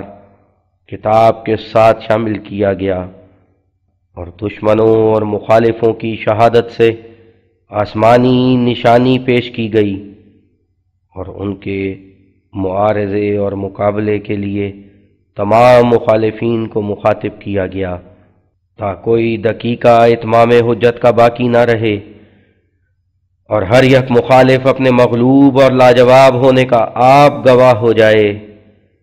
غرض خداوند کریم نے جو اسباب اور وسائل اشاعت دین کے اور دلائل اور براہین اتمام حجت کے محض اپنے فضل اور کرم سے سازش کو عطا فرمائے ہیں، وہ امم سابقہ میں سے آج تک کسی کو عطا نہیں فرمائے، اور جو کچھ اس بارے میں توفیقات غیبیہ اس عاجز کو دی گئی ہیں وہ ان میں سے کسی کو نہیں دی گئیں۔ وَذَلِكَ فَضْلُ اللَّهِ يُؤْتِيهِ مَن يَشَاءُ۔ سو چونکہ خداوند کریم نے اسباب خاصہ سے اس عاجز کو مخصوص کیا ہے اور ایسے زمانے میں اس خاکسار کو پیدا کیا ہے کہ جو اتمام خدمت تبلیغ کے لیے نہایت ہی معین و مددگار ہے، اس لیے اس نے اپنے تفضلات و عنایات سے یہ خوشخبری بھی دی ہے کہ روز ازل سے یہی قرار یافتہ ہے کہ آیت کریمہ متذکرہ بالا اور نیز آیت واللہ متم نورہ سورہ صف آیت 9 کا روحانی طور پر مصداق یہ عاجز ہے، اور خدائے تعالی ان دلائل و براہین کو اور ان سب باتوں کو کہ جو اس عاجز نے مخالفوں کے لیے لکھی ہیں خود مخالفوں تک پہنچا دے گا، اور ان کا عاجز اور لاجواب اور مغلوب ہونا دنیا میں ظاہر کر کے مفہوم آیت متذکرہ بالا کا پورا کر دے گا۔ الحمدللہ علی ذالک۔